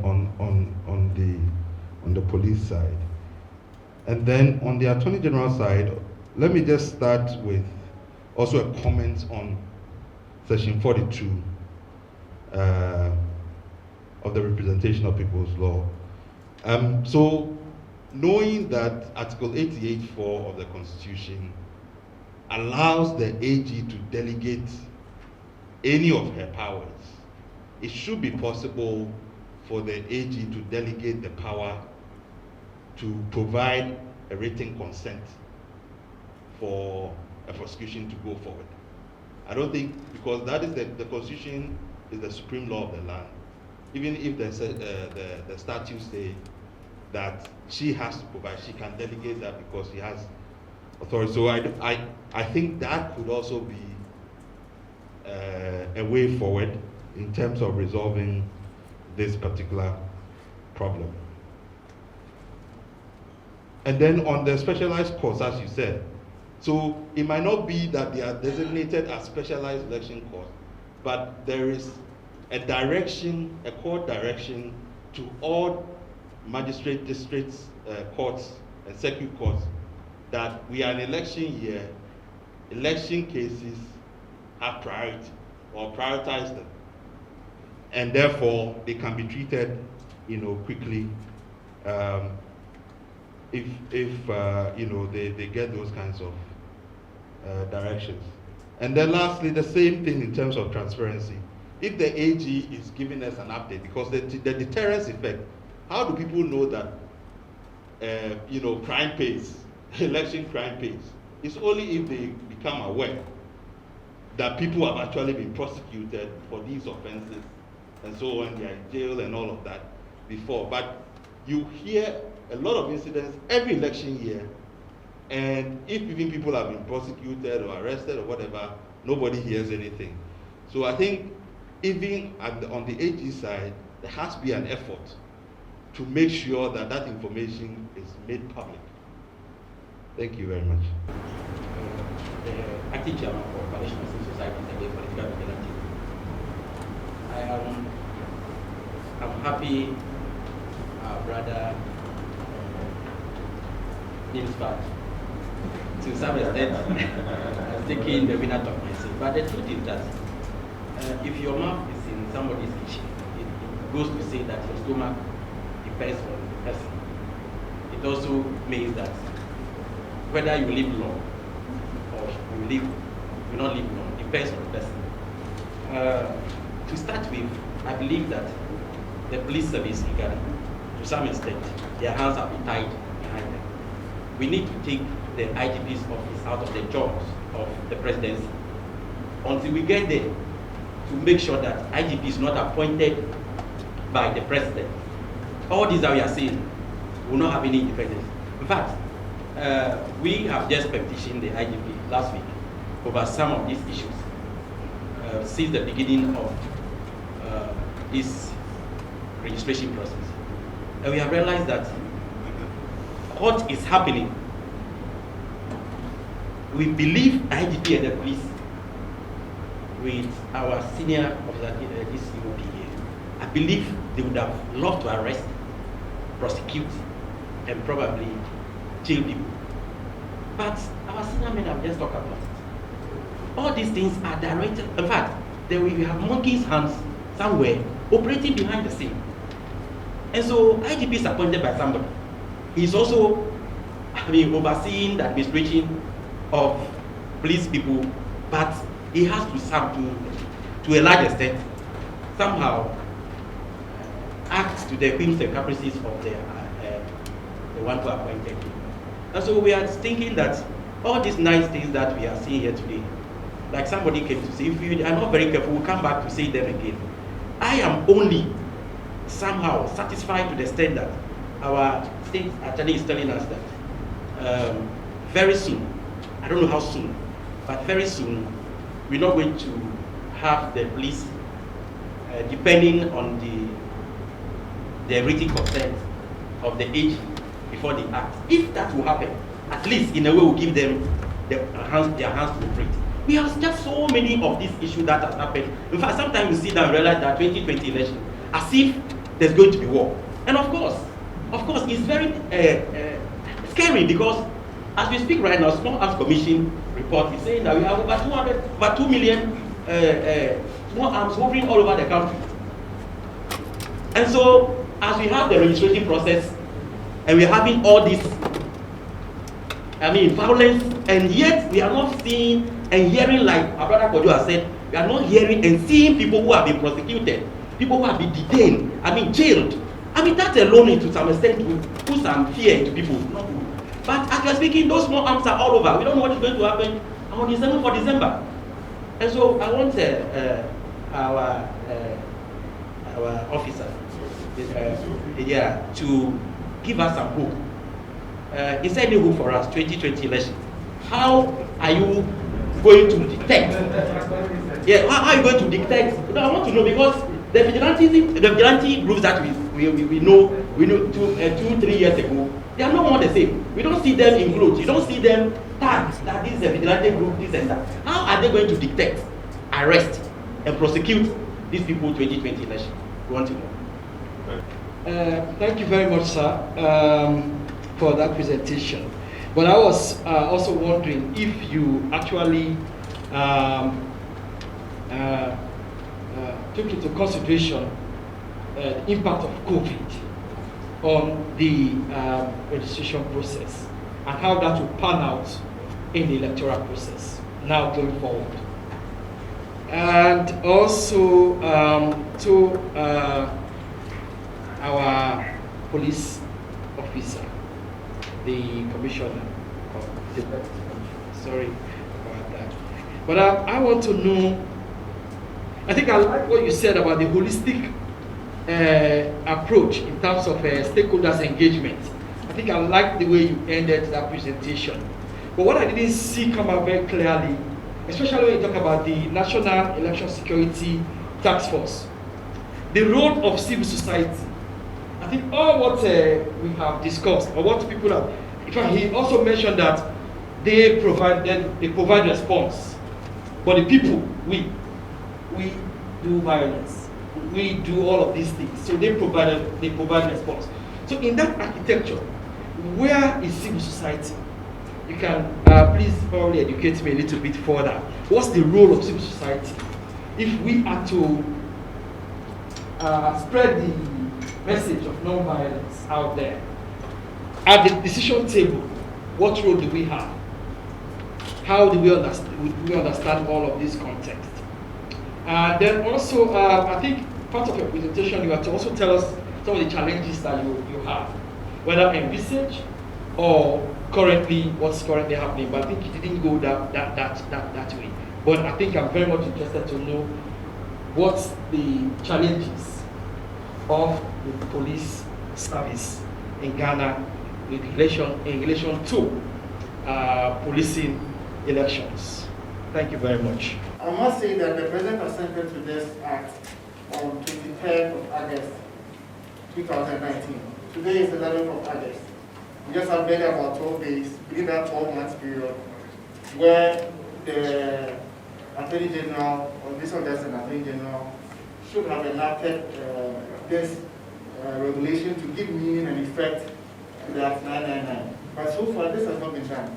And I believe that this should be something that we should hammer on as part of this advocacy, to get the legal side in place while we are working on the moral side from the Peace Council and all other CSO actors. So we need to hammer on it. We have just about 12 days to go And so I have a few questions to ask around this. So now that, I don't know whether the law may come out before the 23rd, that will give it the 12-month duration. But, I'm not putting you on the spot. Okay, but I'm just throwing it out for us to consider this. Maybe those with a legal background could also give us some insights into this. So, I'm asking a question, the first one. Are there any plans on getting this LI or these regulations out to give meaning and effect according to Section 10 to the Act 999? Okay, so one other question is, if this time elapses, which we have just about 12 days to go, what will be the consequences? Okay, doesn't mean that the AG will not be able to enact it again or what? I'm asking this question. I don't know. I don't have access to it. I believe we can now explore to get some access to it. And I also like to ask, the law as it stands now without an LI or without the regulations that Section 10 is talking about, is it in perfect form to function effectively? I think I will just leave this question here. Thank you very much. Well, we think that the media should be able to self-regulate. What we need is a media that is vibrant, but not the one that propagates or promotes violence. And so it is refreshing to see these days some of the media coming together to, as a coalition to champion a particular cause. So especially for the vigilantism, we saw how some of the media stations work together to promote the banning of the vigilante groups. And these are some of the things that we want to promote. And again, so that is where I want to focus. So most of our advocacy is channeled through the Media Commission and then the GJA. The political parties, because all these people, the excitement they show during elections is because of the political parties. So if they take the trouble whilst they are urging their people on as to what to do, they add education to it, they will know. They will know that, hey, if I move to do this, this is what is likely to happen to me. So education is important and enforcement is also important. Now the other one is on the evidence of section 42, whether police has ever sought that from the AG and has not gotten it. I am not aware, I stand for correction, but I'm not aware that police sought AG consent and did not get it. But what I know is that the investigators and the prosecutors, what they do, the police, what they do, of course, they read the law before they charge somebody. And in reading the law, they see this section 42. And when somebody commits somewhere, again in my village, and he has to rush to Accra, when it's in the heat of the moment, he can't do that. So he thinks that if he can situate it in the criminal code, it is easier for him to do. And that is what they've been doing. So I don't have evidence of their request or seeking the Attorney General's consent, and it has never come before. Probably they have, but I'm not aware of that. And we have also had dockets coming to us. Police bring dockets to us on some of these election-related offenses. And as I mentioned earlier, somebody mentioned here that prosecution is a political thing. It's a political decision. So some of these dockets come, we look at them. If investigations have been properly done, if we have to proceed, we'll proceed. But if it has to go back to the police for further investigations, we do that, and that is what we do most of the time. Because, as I said, elections, it's in the heat of the moment the incident happened. And investigations, most of the time, are not good. So it has to go back to them. So until they're able to gather the evidence properly for us, we can't proceed to court. I think my good friend from CDD wanted some clarification on some issues. And one of the key issues was about our deployment strategy. he wanted to understand static mobile patrol response teams. In my presentation, I said, take it the way I'm presenting it for now. Security strategies are not, we don't give nitty-gritties. Because this is CDD, that is why, and it's officially written to the police administration, and they requested the presence of somebody from the Secretariat of the National Election Security Task Force. And officially, we are authorized to be here. So we know CDD is a think tank, and this is for the good of the country. So we don't come, like you are saying, giving nitty-gritty of our security strategy, but understand that when we talk of static, the person is at post in situ. But we have another group that moves from places to place on request in case of any distress calls.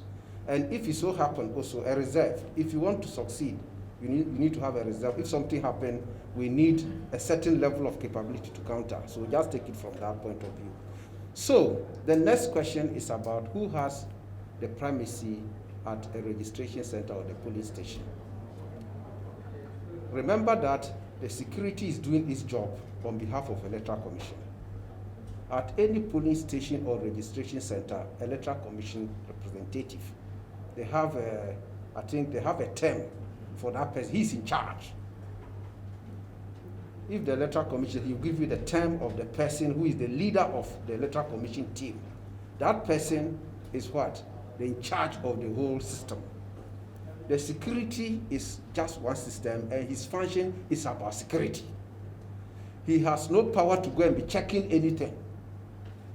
Anything that will undermine the process, that is when he reacts. So if you have seen something there, that is not the issue. And I can also assure you that for our election, we have pocket notebooks that defines the roles and responsibility of security officers at the various polling stations and registration centers. So this one might be, this is about education that we'll be talking about and all that.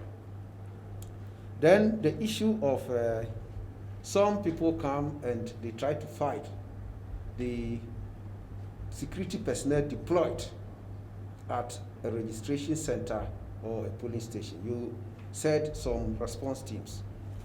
You need to also understand that the National Election Security Task Force has a unitary command. National, regional, and district. Our deployments are in sync. Mobile teams deployed to support static duty points in case of distress. There is no any mobile patrol team or response team that will be deployed to a registration center or a polling station and will go and fight their own. This is about the debate here, the vigilantism group and whoever appointed those people. They are not under the command of the National Election Security Task Force. It's another debate that you should find out, and I think you know it. So nobody will do that. Then the next thing is about use of bodyguards. As far as I'm concerned, and talking from the National Election Security Task Force, we have not given any bodyguard to anybody. So if somebody is using any bodyguard, then I don't know where they've gotten them from, and I don't think they are officially from our system. Why am I saying so? We have a system where accredited presidential candidates and their running mates are given security, fully state security and catered for. You could see it was done in 2016. We have the same system here. Once somebody is accredited as a presidential candidate and has a running mate, we provide them security from the state. Their weapons, everything. We bring personnel, ask them to screen and even select what they want, and we service them, and the state takes responsibility. So, as far as I know, as at now, we have not done that yet. We know of only two presidential candidates, and all of them, by the positions that they hold, they already have state security supporting them. Now the issue of stakeholder engagement, as my colleague said, I've stated it here. The success of 2020 election and all the elections that have been executed in this country needs holistic approach. It needs stakeholder approach, and the net for stakeholder is wide. The think tanks, the religious bodies, the chiefs, community, civil societies, all. So, in our engagement, we do actually engage group by group. So if you were here in 2016, you recall that the National Election Security Task Force engaged civil society groups and discussed the way forward on how the elections is going to be. We've started engagement. Just before the voter registration, the chairman of the National Election Security Task Force met the political parties at the police headquarters, and they attended. So we have them group by group, and it will be done. So you are very, very important, and you are part of the game. Then the issue of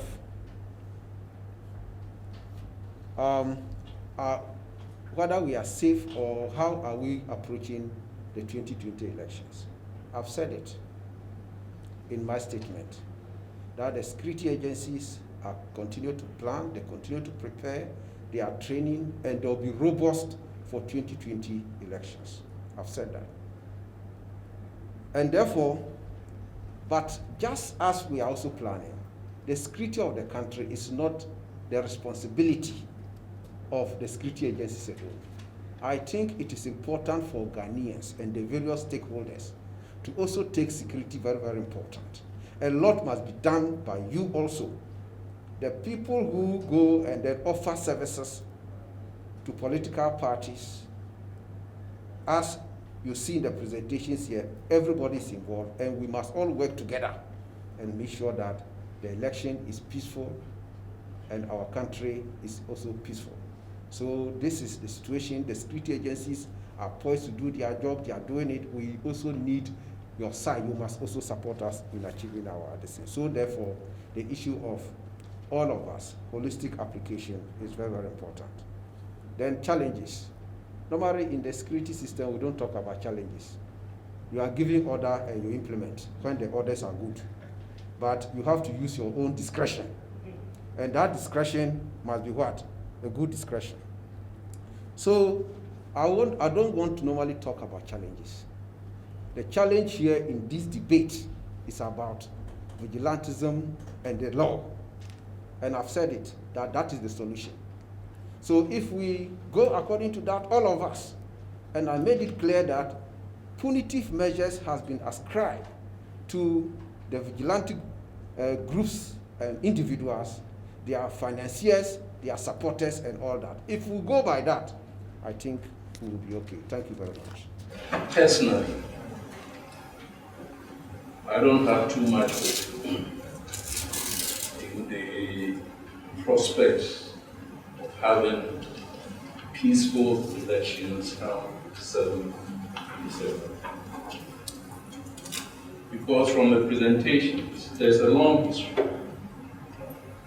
And we don't see a trend towards de-escalation. We rather see a trend towards escalation. The presentations by all three, especially AG's office and police, in very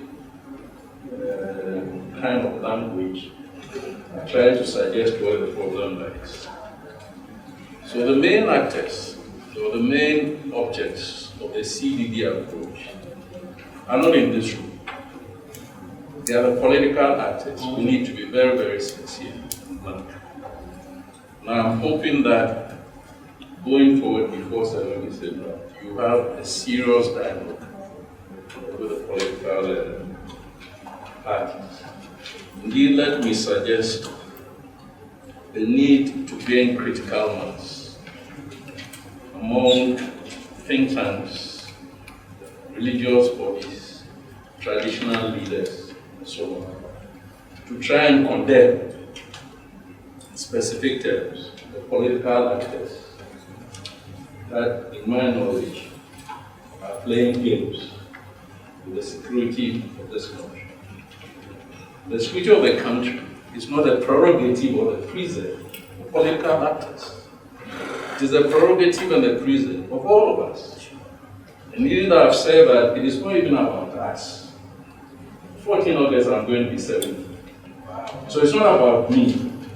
But I'm looking at my grandchildren and asking myself, can these children live in this country under circumstances that I lived in when I was growing up in 1950s, in my village and Kumasi and so on and so forth?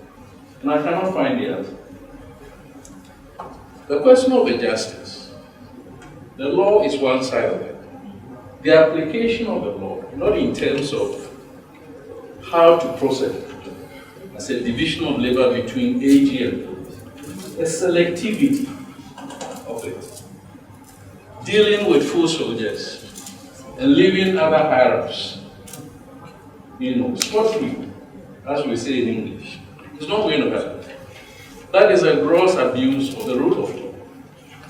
So in the media footages that we all saw, the 7 who are arrested, let's say Kaswa, or Panda, or Doma West, Nkranko, and other places, Tubabi and so on and so forth. These are full soldiers. What about those leaders that we saw in the media? Political party leaders on both sides. Where are they? And what actions is the state taking against them? So it becomes a game. Indeed, I won't be surprised that those full soldiers who have been taken to court will be bailed out in terms of the penalties. The penalties will be paid for by their political sponsors. And that's why I'm saying that this is all a joke. Seriously, let's mark it on the wall and see whether come 7 December, we'll pat ourselves on the chest and say that the elections were free and fair. Part of the problems that I've identified, sitting back and watching TV news and so on, is that as a country, we are very poor at planning. Who in their right senses thought that in an election year, when there is already tension rising, should couple the election process with national identification? That's what I mean. Why couldn't we have resolved the question of identity and citizenship through Professor Atefe's process? So everybody now holds a card. You go to the table, there's no need for a challenge.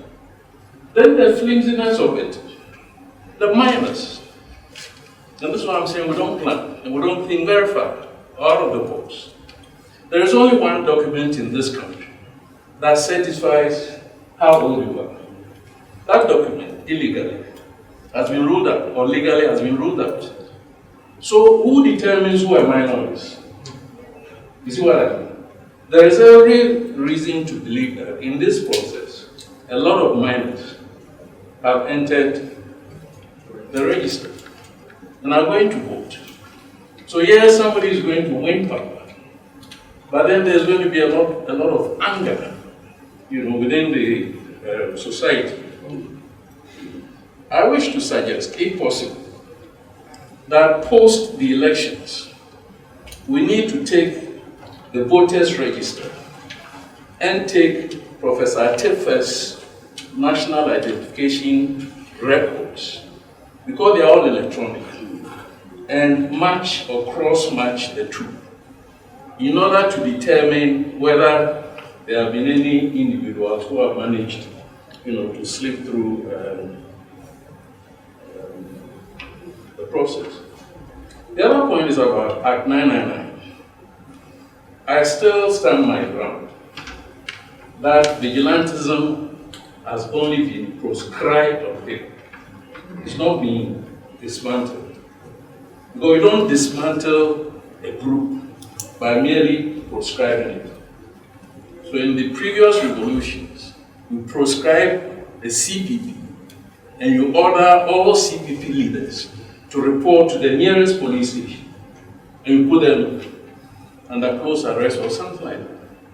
The question we need to ask ourselves is, the 27 political parties listed in the schedule of Act 999, some of whom were armed.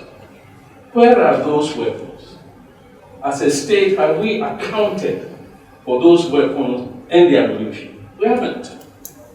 So we have only forced them to go underground, and they emerged here and there during this just ended electoral process or the registration process.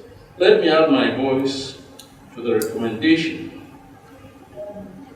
and I would wish that beyond the publication, the political parties are giving their views of how the process works.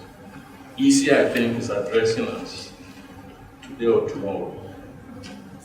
I think it would be better for the police to either issue a press release or call the media and inform them about the prosecutions that have been mentioned, and if possible, follow that up with the publication. On the military process or military deployment, it's for our education. But the challenge we have, Chief, as a country is that we're finding it very difficult to wean ourselves from the non-democratic practices during coups, revolutions, and military regimes. In a democracy, there is no room for anybody armed in uniform to be at a battle center. There's no room. It's not necessary. You will not see that in the UK.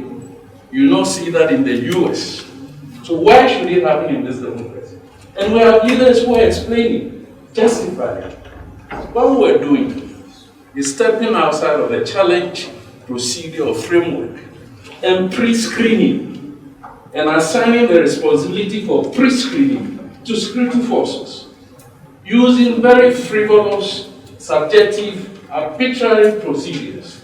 What are they? What are they? So you respond, they say no, you're not a candidate. At year win in Bila lost, we all know. She's a precise woman. She goes to register at Purpose, and somebody has the audacity to ask, do you speak Ghana, do you speak Bushu? I mean, I feel ashamed. I'm an Akan, I'm from Gaso.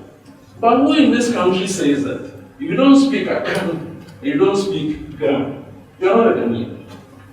And the authorities entertain that challenge. They should have thrown it out. You see, so those frivolous, means and mechanisms that we ourselves cooked up. Go and show me where your house is. Where in the challenge procedure does it say that unless I show you where I live, I cannot register? So let's be very, very serious. I mean, we're not talking about small boys playing. Because some people don't realize it. We're talking about very serious issues.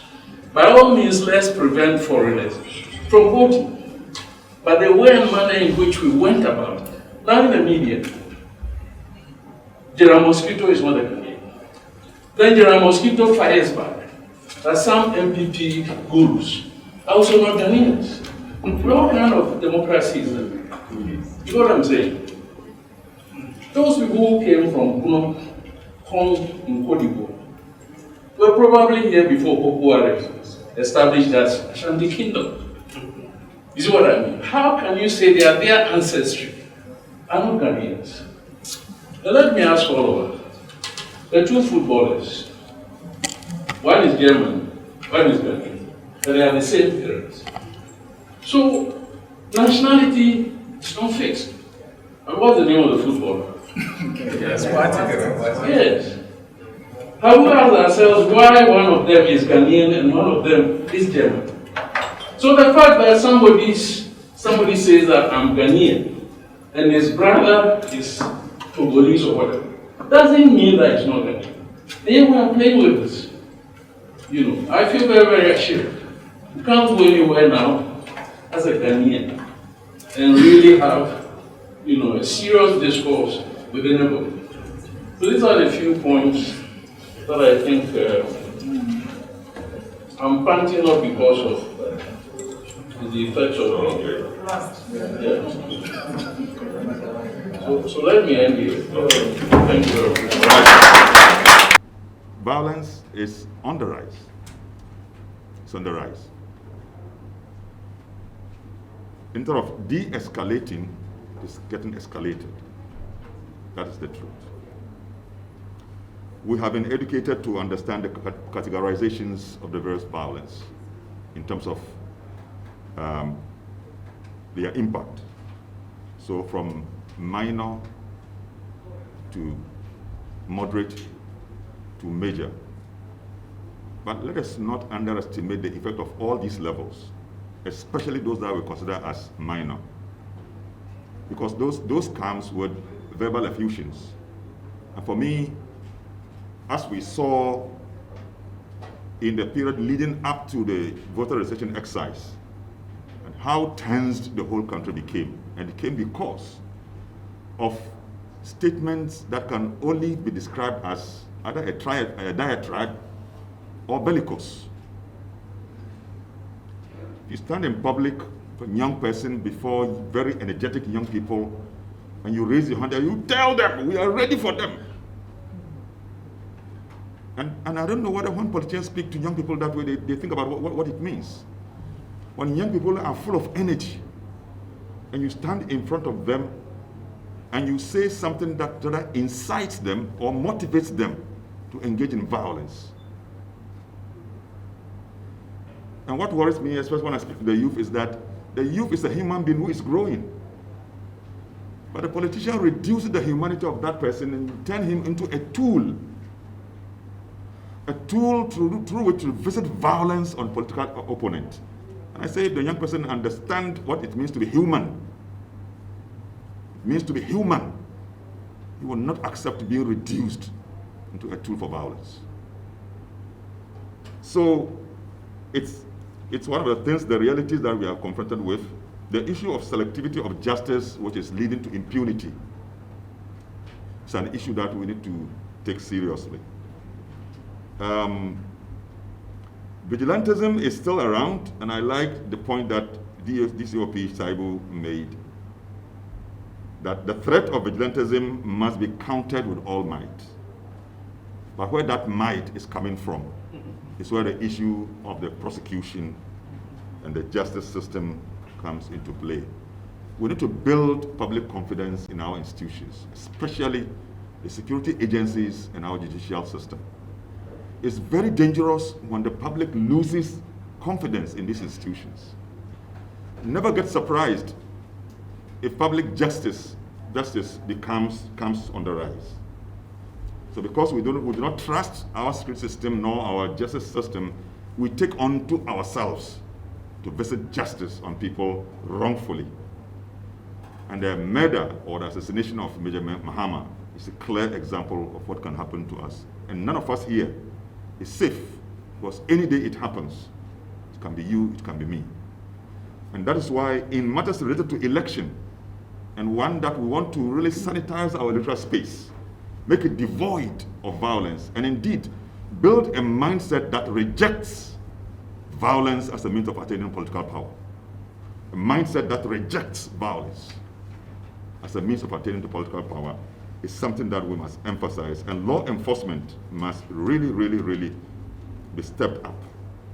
And that connect between the AG's department and one of the issues that I think we must be interested also is the national election security architecture, which DCOP mentioned.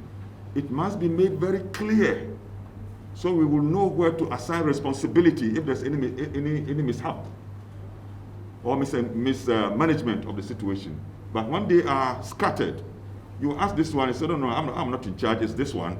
And then you cannot hold any single person responsible. It must come a point where the one who is in charge can say, I resign because I failed, or somebody fires him because he failed to do the job. Security matters, you don't wait for the violence to happen before. That's why we call it security. The need for education, EC and the NCCE need to come up strongly. I think that in the main, these are the points that one can really raise at the end of such an important meeting. Thank you so much. I'm sure I'm not the one to give the vote of thanks, so let me sit down with this closing remark. But before we go, at least since Reverend Doku mentioned the issue of prayer, we'll bring him here to say a very powerful prayer. For us, today is Tuesday. I hear on Tuesdays your prayers can go fast. So, okay. So, Mausi, so I'll leave the place for you. I mean, do you want to give some vote of thanks, or we should go straight like that? Thank you. Thank you very much, Sheikh, and thanks to our facilitators who made presentations today, and also thanks to the senior journalists and all our friends from the media who have come here today. As we did mention in the concept paper that was distributed to you, we have gathered enough information, I believe, from the team out there. What we intend to do, and the objective was not to follow the usual press statements that were coming up condemning the violent incidents around the voter registration exercise. What we intend to do is capture these discussions that we have here and put it into communique and come out as representing the views of everybody that was part of this discussion. We will do two things. One is going to direct to the public to share information, but we are also going to do targeted dissemination to institutions concerned. And we're going to attach the communique to the various stakeholders who have been made recommendations to take up, and we visit them as we did visit them when we were requesting their representation. On behalf of the National Peace Council, our partner in this exercise, the USAID, CODEO, who have the co-chair here, and on behalf of my executive director, Professor Kwasi Prempeh, we thank you and we wish you a safe trip back home. Thanks.